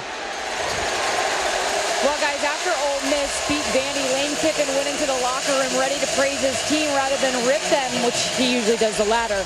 But when he walked in, Matt Corral was already giving his teammates the business. He said in the last 4 games, our offense has struggled to score points in the last 2 quarters of games. Let's He said they've been inefficient in their red zone. They've let their foot off the gas, which Corral said was unacceptable. So clearly his words from a couple of days ago after that Vandy win resonated with his teammates. Yeah, holding his teammates accountable. Mark Robinson is who they're going to look at for the targeting at the end of this play, Greg.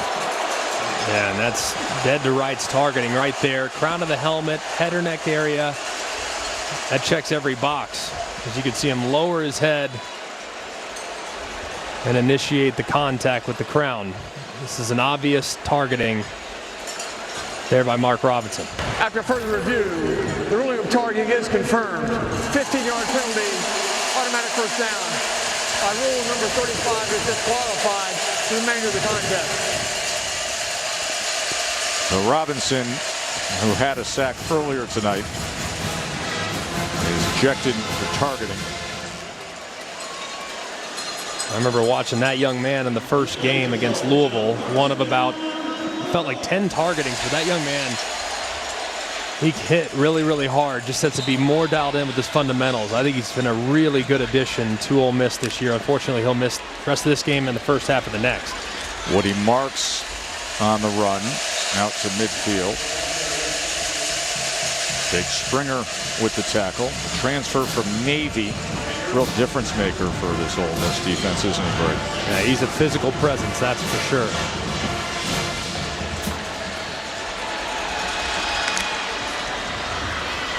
Second and 5. Rogers just missing the mark that time, trying to get it to Mekhi Polk. And this performance offensively for Mississippi State just doesn't look anything like the performances we saw the last few weeks. I mean, Rogers has missed some throws. The receivers have dropped some passes. The protection has not held up very well on either side, not just on the right side, but Charles Cross has gotten beat a couple times. They've had penalties.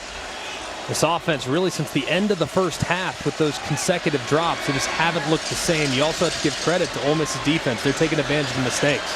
At first and goal, they were knocking on the door to take the lead. They went the wrong direction. They've never recovered. 3rd and 5. Could have a holding as the ball was batted down as Rogers was trying to connect with Polk again. Battles got his hand on it. They're trying to contain Sam Williams off the edge. Holding, offense, number 78. Penalty will be declined. 4th down. And that's been a matchup nightmare for both tackles all night tonight. Sam Williams, if you're going to give out a Defensive Player of the Game award, I mean, I don't know how you could consider anybody else. The spark he's provided off the edge and the constant presence,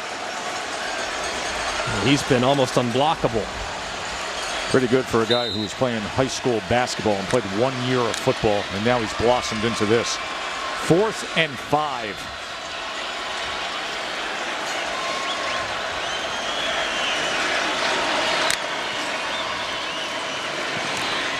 Batted down.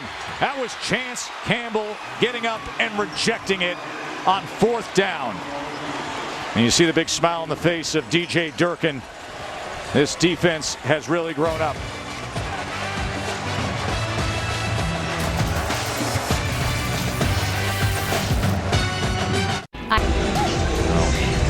Radio announcers from the schools reading through the history of the Golden Egg. Got to go back to 1926.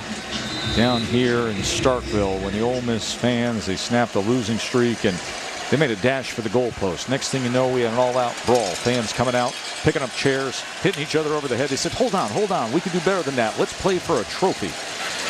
And thus the Golden Egg as Ely is wrapped up. Taco Bell welcomes you to the Live Más Student Section of the Year contest. You can use the hashtag Student Section Sauce. Get the committee's attention. Go to ESPN.com/Taco Bell. You can go there and see how your school can compete. They're hanging tough here in the bad weather and with their team down by 18. Drummond again. He's gotten plenty of work tonight, hasn't he? 13 times he's touched the ball. Yeah, and Ole Mississippi State just has no answer for this. I mean, it's unbelievable. They run the same play over and over again. It's simple as can be. And Mississippi State right now, they're just not winning on the perimeter. And that's just too easy on an offense with this type of firepower. You just basically toss and toss sweep. And Mississippi State has had a very difficult time getting uncovered when these Ole Miss wide receivers are blocking them. So it's a testament to what Ole Miss is doing on the edges and the perimeter blocking, but also Mississippi State, they just have not played it very well tonight. First down this time, upended is Jonathan Mingo as Emmanuel Forbes cut his legs out. And that's the answer right there, is you have to crash your corners. I mean, get your corners looking in the backfield, and if that guy releases, you got to go make a play on it. See the ball thrown, and as soon as he does, trigger. And they have yet to do it. Now, first time we've seen it, and we're nearly 52 minutes into the ball game.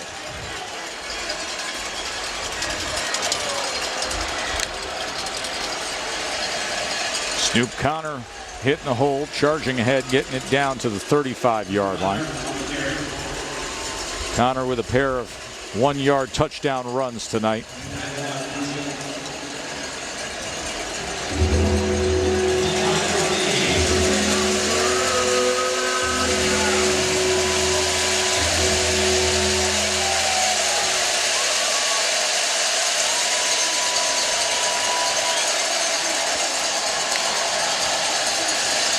Corral on 3rd and 7. That ball is intercepted. Jeff Johnson with a blocker in front.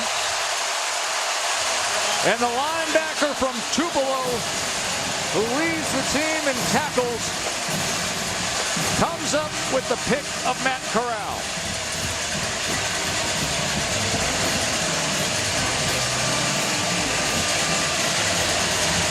This is a great play by Jet Johnson. Look at him. He carries number 2. That's the guy inside. And then he breaks on number 1. That's the guy coming out underneath. Perfectly played by the linebacker, and an absolutely gotta-have-it situation for Mississippi State. Everything was going in favor of the Rebels. And finally, Jet Johnson breathed some life into the maroon and white. Now let's see if their offense can cash in for the first time tonight. That's the first turnover of the game. And it comes 7:54 to play. We saw K.D. Hill firing off right into LaQuinston Sharp. Offside by contact, defense number 55. 5-yard penalty. Remains first down. This Ole Miss defense has been amazing in this part of the field so far. Really making life difficult for Will Rogers. Coverage has been tight. And Sam Williams, number 7, continues to be a huge problem for the tackles on both sides for the Bulldogs. Again, K.D. Hill saying, I think I need to take a little bit of a timeout. I'm going to take a little jog over to DJ Durkin and try to get my timing off a little better. You can see he's going to hear about it. Standing right over the ball. And I never played D-tackle, so I don't know. I can't say that that's difficult. I think it'd be really easy. It's right there, but that's twice now in a row. And they get a fresh set of downs as a result of K.D. Hill, who made a huge play in the game earlier when he went down with the phantom injury, stopping the momentum for the Bulldogs, and thus resulting in no points. It really did. That was just before the half. They had 1st and goal at the 5-yard line. Then all of a sudden, Hill goes down with a late injury. Took all the momentum away from Mississippi State. Couple of drop passes of should have been touchdowns. Holding call, missed field goal, and thus the deficit. Rogers going to check down to Johnson, who tries to spin free, and he does so just for a yard, but good pursuit that time with Gordon. I'm so impressed with the amount of looks that DJ Durkin has been giving Will Rogers. I mean, they're moving defenders around. There's guys at the line of scrimmage, and then boom, they fly back in coverage. I mean, he is making it so difficult for the young quarterback. Second down to the end zone. Touchdown, Mississippi State. Jaden Wally.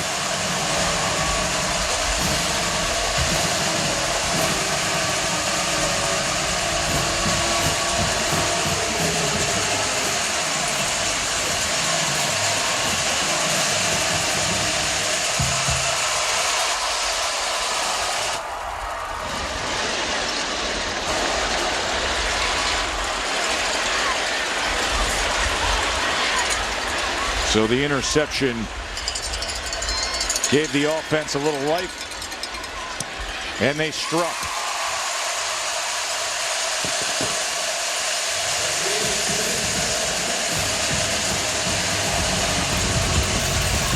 Jet Johnson makes a play, and finally the Bulldogs cash in.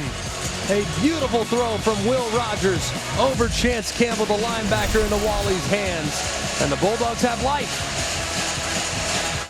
They haven't been dancing on those sidelines in this second half, but now they are, and with good reason. Jaden Wally with a touchdown catch moments ago. The defense sparked it. Jet Johnson had the interception of Matt Corral, first turnover of the game. And now the shift for the potential onside kick. Let's see if it goes to 10 yards. It is fielded. It's a loose ball. And it looks like Ole Miss jumps on it. It was dangerous for a moment to try to step up and not just corral it, but pick it up. And in doing so, it created a loose ball situation. But Ole Miss is able to recover. Tonight's playbook is brought to you by Hotels.com. Take us through it, Greg. And this is next level accuracy from Will Rogers. When you're in the red zone, the field condenses. You have to negotiate defenders, so you throw it high. Us or nobody is what you say as an offensive player. High in the back of the end zone, allow your guy to go up and make a play on it. He did it against Auburn, doing it again tonight. Here's a throw high in the back of the end zone. Knows exactly where it's going to be. He's got to throw it over the outstretched linebacker, Chance Campbell. He drops it in the bucket. Just a thing of beauty from Will Rogers on Mississippi State's first touchdown of the night. Now they need some help from the defense again. You show that clip against Auburn, Greg. They were down 28-3 in that game and had to come back. And Lane Kiffin's going to use a timeout. 7:18 to play. As he will use a timeout.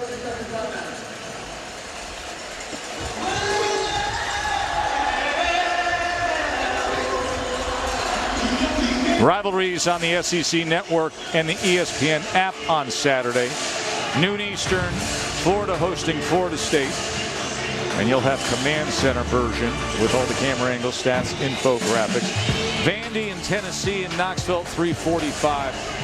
And then Clemson squaring off against South Carolina at 7:30. South Carolina's playing much better football as the season goes on. There's still a scenario where Clemson could actually play in the ACC championship game depending on how things happen. Friday between NC State and North Carolina, and then Saturday at noon with Wake Forest and Boston College. There's still a lot of meat on the bone with rivalry weekend here and how things could shape up. So much to look forward to, that's for sure. Jarian Ely.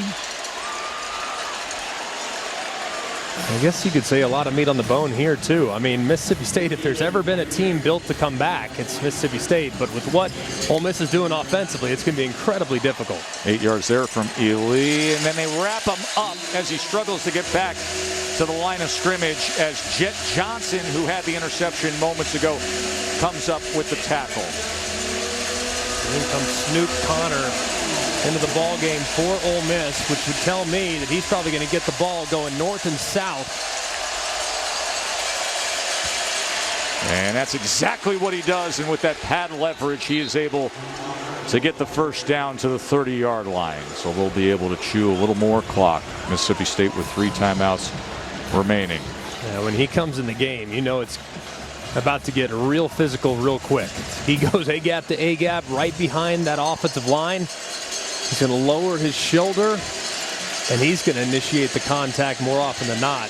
The big power back can do as he does a great job of spelling both Henry Parrish and Ely, who rely a little bit more on speed.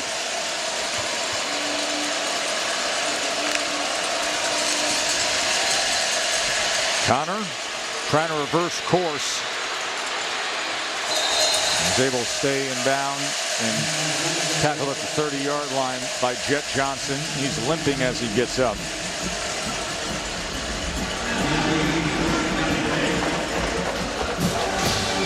Hopefully he's okay. The big hit there on the end. He kind of leapt, made the first guy miss.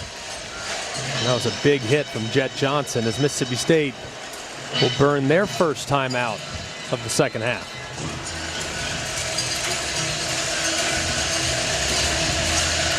You know, I mentioned some of the games coming up this weekend, and obviously attention is going to be spread all over the place starting tomorrow right through Saturday. Obviously the Iron Bowl. Oklahoma State. Oklahoma State's got themselves into the Big 12 championship game, but will we get a rematch or will it be Baylor? They're going to be fascinating. That Oklahoma State team has played so well all year, but Oklahoma has had their number during the Mike Gundy era. Only 2 wins for Mike Gundy in what's been an outstanding run in Stillwater. Off the timeout, 2nd and 10. Corral going to throw it to the outside of the intended target, Braylon Sanders. Stops the clock with 5:48 remaining. 3rd down and 10. I don't know if I love that call there from Jeff Levy. One of the few calls tonight I disagree with. You got the run game going a little bit. I don't like stopping the clock there and taking an unnecessary shot. I just continue to run the football knowing that you've been averaging 5 or 6 yards a clip almost every time you hand it off. They've converted 65% of their 3rd downs tonight. Here facing a 3rd and 10.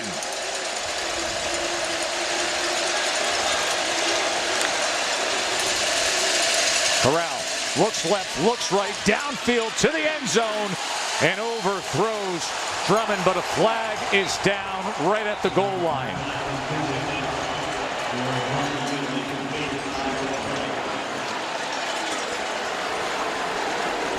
It was Colin Duncan who had coverage. Defense number 19. 15-yard penalty for the previous spot. Automatic 1st down. And the PI call. And there was a lot of contact. Ball was a little high. But right there, I mean, Colin needs to turn around and try to make a play. As you can see, he's clearly draped on the wide receiver. That's a good call from the official. And a critical 1st down given up by this Mississippi State defense. Huge conversion there on the PI for Ole Miss's offense. Signature Lane Kiffin fist pump. Zach Arnett, the look of concern, and that does it with Ely. Dagger in Starkville. 15-yard touchdown from Ely.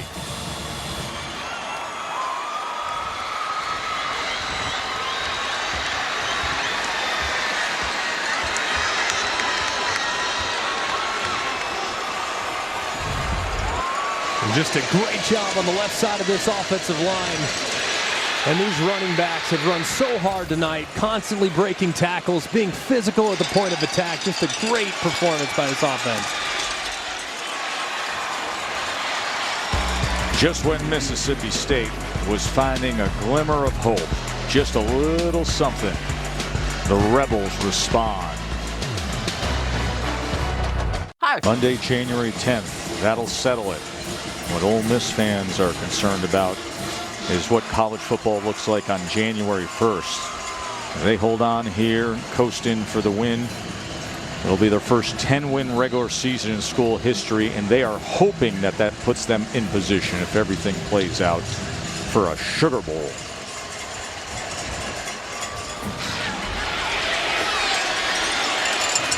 Griffin looking to find something, kept his footing, and bounces for 5 more yards. College football playoff rankings brought to you by Capital One, as Ohio State and Michigan will square off on Saturday. I see Notre Dame there, Greg. And Notre Dame's lingering there. Obviously don't play for a conference championship. Should beat Stanford. They'd be 11-1. But what do you make of Notre Dame? I mean, where's the signature win? No, the only one they have is against Wisconsin. It was an impressive victory, but Wisconsin turned into a walking turnover that day. I don't know for sure. If Oklahoma State wins this week and next week, I think they'll easily jump Notre Dame. It just depends on whether or not they would jump Cincinnati, who is clearly in the driver's seat right now. Wally with the reception. Cincinnati plays tomorrow and then win there and be hosting the American Championship against Houston. A Houston team that right now is ranked number 24 in the country. And Cincinnati already in the top 4. It'll be interesting to see. I mean, Oklahoma State been playing great football, great defense. If you're sitting there with just the 1 loss, a very tight game against Iowa State, and then a Big 12 championship, And then what happens if Georgia and Alabama play a highly competitive game where Alabama grabs a second loss, but it's a close game against the best team in the country? There's going to be a lot of debates to be had when we have that conversation of the best team compared to how much you value simply winning and what conference championships do for launching a team's chances. Yeah, I think there's a bunch of teams in it. I really believe that. I'm just trying to figure out, is a 2-loss Alabama or a 2-loss Baylor that wins the Big 12 championship, are they in it? I don't know that. We've never had a 2-loss team, and have a difficult time thinking right now with an undefeated Cincinnati, with a potential 1-loss Notre Dame, with a 1-loss Big Ten champion more than likely, and an undefeated potentially Georgia. I don't know if a 2-loss team gets in, regardless of the result in the SEC championship game. I think they would give the nod to Notre Dame at 11-1.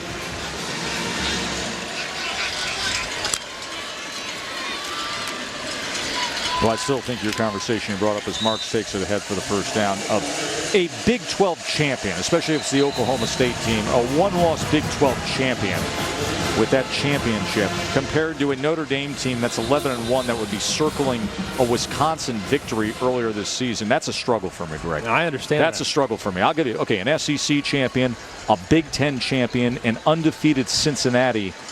But I struggle to make that reach to Notre Dame at that point compared to what the other options are out there. And it would be the perfect time to tell Notre Dame, hey, man, conference alignment might actually be best interest for you down the road. I mean, that's a whole different beast right there, that conversation. It's in maturation. It's been amazing to watch that young man grow this year. And I know he only has 2 sacks, but if you just look how he impacts the game, I mean, he's forcing Will Rogers to feel uncomfortable very, very regularly, even if it doesn't necessarily go down on the stat sheet. Dulu Griffin. He quickly gets it from Rogers and goes for 7 yards.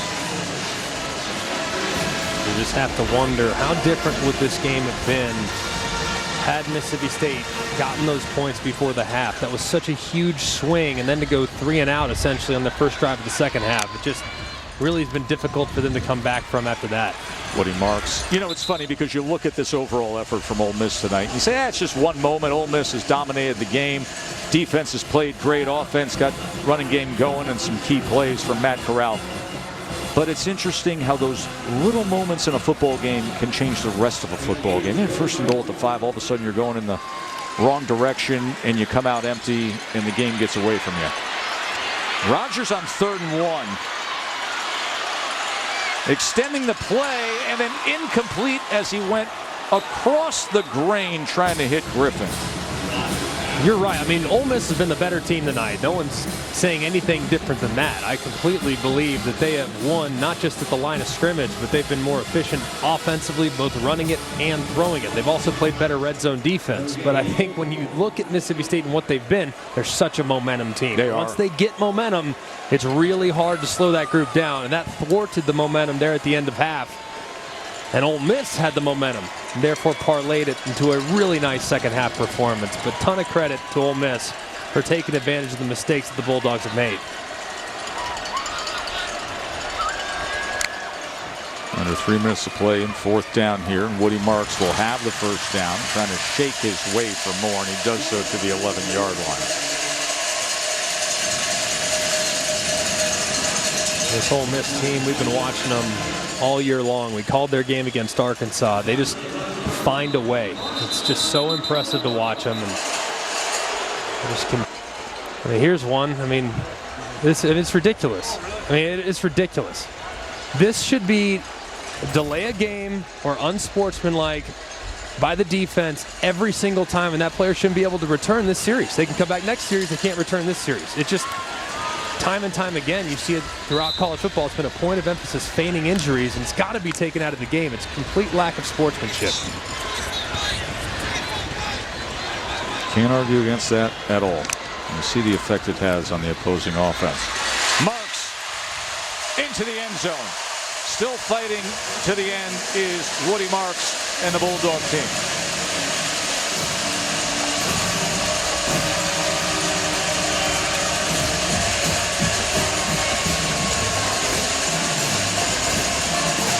Too little, too late, I'm afraid, for Mississippi State, but You got to admire how hard they're continuing to fight and to give themselves a chance.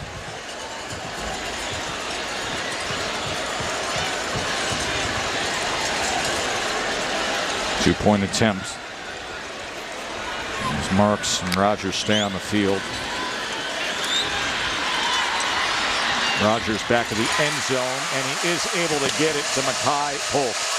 So it makes it a 10-point game with under 2.5 minutes to play.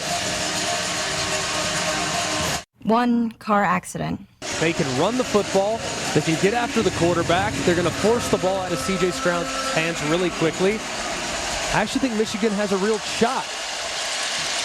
3rd and 3 off of the timeout, and that'll make for a 4th down.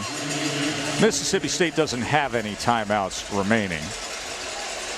Obviously, they have the defensive ends to put pressure on C.J. Stroud. But I look at those wide receivers at Ohio State, and I see the one team. Now, maybe, listen, Alabama's got some speed out on the perimeter, but the one team where if I'm Georgia, I think, wow, they could go over the top of that dynamic defense. Yeah, that would be the team, that style of attack would be the team that you'd want to have if you're going to face a Georgia roster that right now looks, for the most part, impenetrable on the defensive side. So I think you've got to be able to create big plays. So the two teams I'd want, if I'm going to square off against the Georgia Bulldogs, would be Alabama and Ohio State. I think Georgia's still the best team. No denying that. No one's going to argue that. But if you wanted to beat them, if you had to beat them and you had one game to do it, those would probably be the two rosters I would look to, knowing their firepower and their capabilities of being able to create downfield. And then the Iron Bowl is taking place down on the Plains. Now listen, we understand what Alabama is and what Auburn isn't this year. But funny things sometimes happen with Alabama when they go down there to Auburn. I have no idea what you're talking about. Absolutely not. I refuse to acknowledge the fact. No, in all seriousness, there's no Cam Newton coming around the corner right now. Well, at least if there is one, I'm not aware of him being on the roster, at least at this point, even though TJ Finley is about the same size as Cam Newton. When I look at that Auburn-Alabama game, I think it'll be an emotional game naturally. It's easy for Alabama to potentially be looking forward. I don't know. I just think Alabama way too much firepower. And with Auburn, without Bo Nix, without a real key identity offensively, I just have a difficult time thinking that they're going to be able to generate enough points to keep up with Alabama. That Auburn defense has been reeling of late. Just hasn't played very well in the fourth quarter in each of the last 3 games. 4th down and 2 to close it out. Ely tripped up, going to have a turnover on downs. That was Jet Johnson who came in and undercut Jerrion Ely. He's been playing with fire here in this second half, had the interceptions, been very active as a tackling machine. And Mississippi State, no timeouts remaining, they will take over with 1:19. And you mentioned no Bo Nix, injured quarterback for Auburn, has had some real flash memorable moments this year, but he still made headlines this week. He was criticizing officials, saying Alabama gets all the calls. Let me tell you something, Bo Nix has had some things go his way. He's had a few breaks. Game we did against LSU, that magical 4th down play, it was a legal man downfield. I don't think anybody saw it, of course, last year against Arkansas. It comes, it goes when it comes to the officiating. I thought Bryce Young's response was sensational. Don't worry about the officials. Go out there and play some ball. Dylan Johnson, as he makes his way past midfield and a 1st down.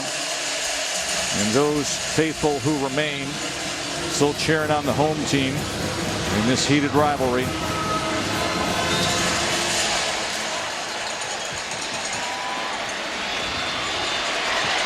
Rogers just slings it underneath to Johnson. Johnson stays in for a 1st down. 56 seconds for the moment remaining here. Trailing by 10. In this situation, you'd spike it and you'd let your kicker come out and kick it, but you don't have a lot of faith in your kicker to make a 48-yarder to allow you to then throw a Hail Mary if you recover the onside kick. And McCord has struggled in his last 2 field goal attempts after making his first 2. Goes to Malik Heath this time for the reception. So good work from Rogers in these closing moments as he connects for 12 yards to Heath.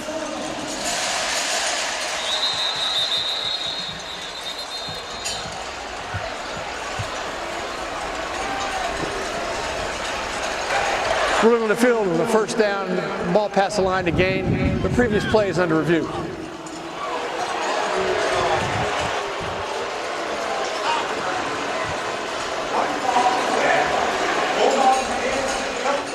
I'm not necessarily the most die-hard sweet potato guy. Mike Leach grew up in Wyoming. He said Thanksgiving mornings we go out pheasant and duck hunting. I'd come back, have that glorious turkey, but keep the sweet potatoes away from me. Does this have to come now with a 10-second runoff, too? Because I'm trying to recall if there was clock After running. further review, the pass was ruled incomplete. Therefore, it will be 2nd and 10 at the 31-yard line. Please put 49 seconds on the game clock. So it was incomplete. It wouldn't be a 10-second runoff if it's incomplete. I don't know what I'm thinking. 49 seconds remain. You got me thinking about food now. And now my head's just you're in a tailspin. always hungry. You got to compartmentalize these things and lock in. You're trying to send me down the hole.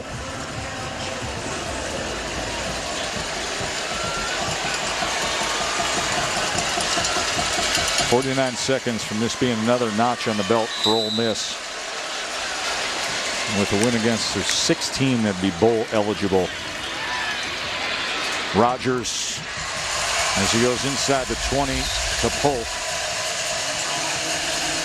And they'll move the sticks and stop the clock. Matt Corral, who knows what his future has in store. I hope we don't get into another opt-out season when it comes to the New Year's 6 games, Greg. Knowing Corral and the competitor he is, I mean, I'd be surprised if he opted out. I would too. Just me. I mean, he loves his team. He loves his university. He's left it all on the line all season. He's got nothing left to prove. I mean, there's no denying that. He's got nothing left to prove. But if we start getting to the point where a Sugar Bowl isn't good enough, then that is everything you need to know about changing the sport, expanding the playoffs, because things are broken. But I want to see this guy again. He has been great for the sport. He plays with such grit, such energy, such passion. All right. Another defensive player is down, but Matt Corral, who Todd McShay says number 26 overall prospect, number 3 quarterback right now. A lot of Heisman chatter all season long. And he's my favorite quarterback in the class right now. I love Kenny Pickett. I think he's a really good player. Malik Willis, very good as well. The only thing that Matt Corral doesn't have is elite size. He's just not that heavy. But if you look at him play, he plays bigger than he is. He's not afraid to lower his shoulder and initiate contact, which he probably shouldn't do in the league. But all things considered, I love it. The guy's tough as nails. He's very accurate. He's very decisive. And his improvements have been notable from year to year. I mean, he is so much better this year than he is last year. Last year, you just throw it up for grabs, and hey, what happens? It gets picked. Who cares? This year, he's so much more thoughtful, and has done a great job of taking what the defense gives him. He'd be the first quarterback off the board in my world. Top 10 in the country in total offense is Corral, given everything he could for this team this year. Rogers throws it away, 29 seconds remaining. Chance Campbell was coming after him. You mentioned his size. They list him at 205. But when we're with him in person, he's slight, but he plays big. Man, he runs hard. Put it this way, there's smaller guys in the league starting at quarterback. Yes. I mean, so if that's your biggest knock, the guy that got drafted first overall a couple years ago is 5'9". So I'm just not concerned about it. I mean, I don't think he's going to need to be able to run guys over at the next level. Just be accurate from the pocket and hopefully sit behind an excellent offensive line.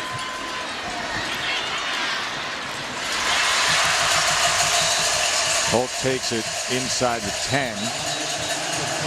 And is short of the line to gain, so the clock continues to run down. And this is 4th down for Mississippi State. Final seconds here of this game. And that'll stop the clock with 4 seconds remaining as he connects with Austin Williams.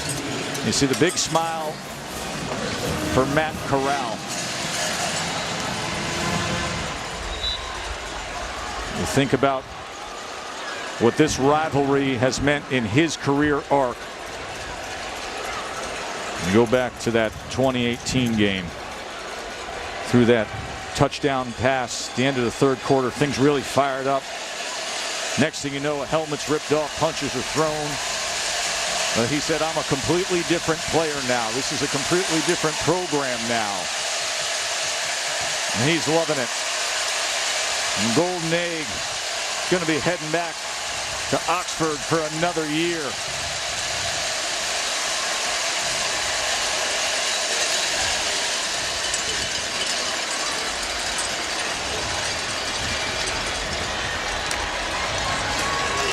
Last play.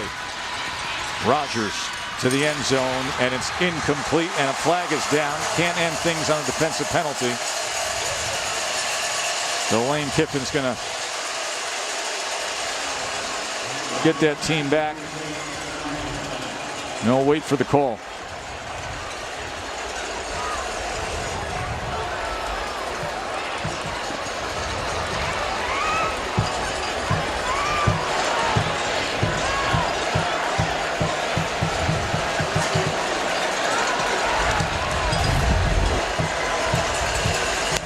On the play, a live ball foul and a dead ball foul. Pass interference, defense number 1. That penalty will place the ball at the 2-yard line. After the play was over, personal foul, number 58, offense, 15-yard penalty. We'll play an untimed down. So we'll play an untimed down.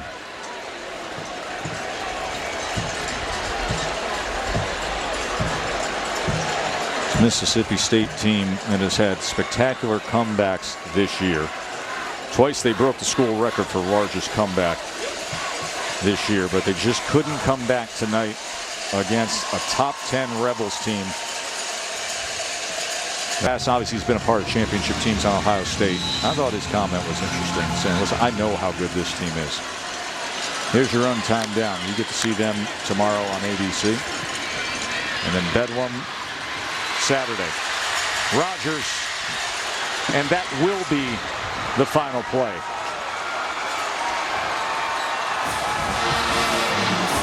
And Ole Miss on the road, a 31-21 winner in the Egg Bowl. 94th battle of the Golden Egg.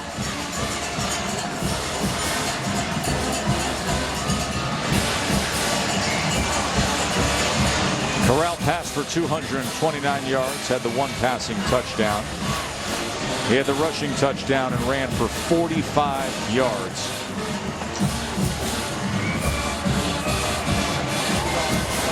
Let's go down to the field to Katie.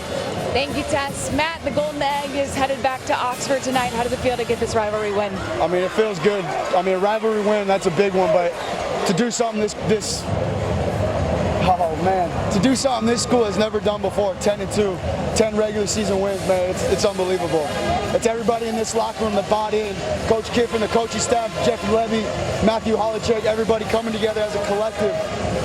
And this is all the work all the way from January, and it's finally on display. I couldn't be more proud of this group.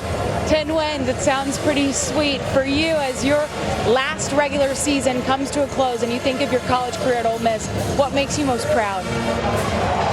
It's this team.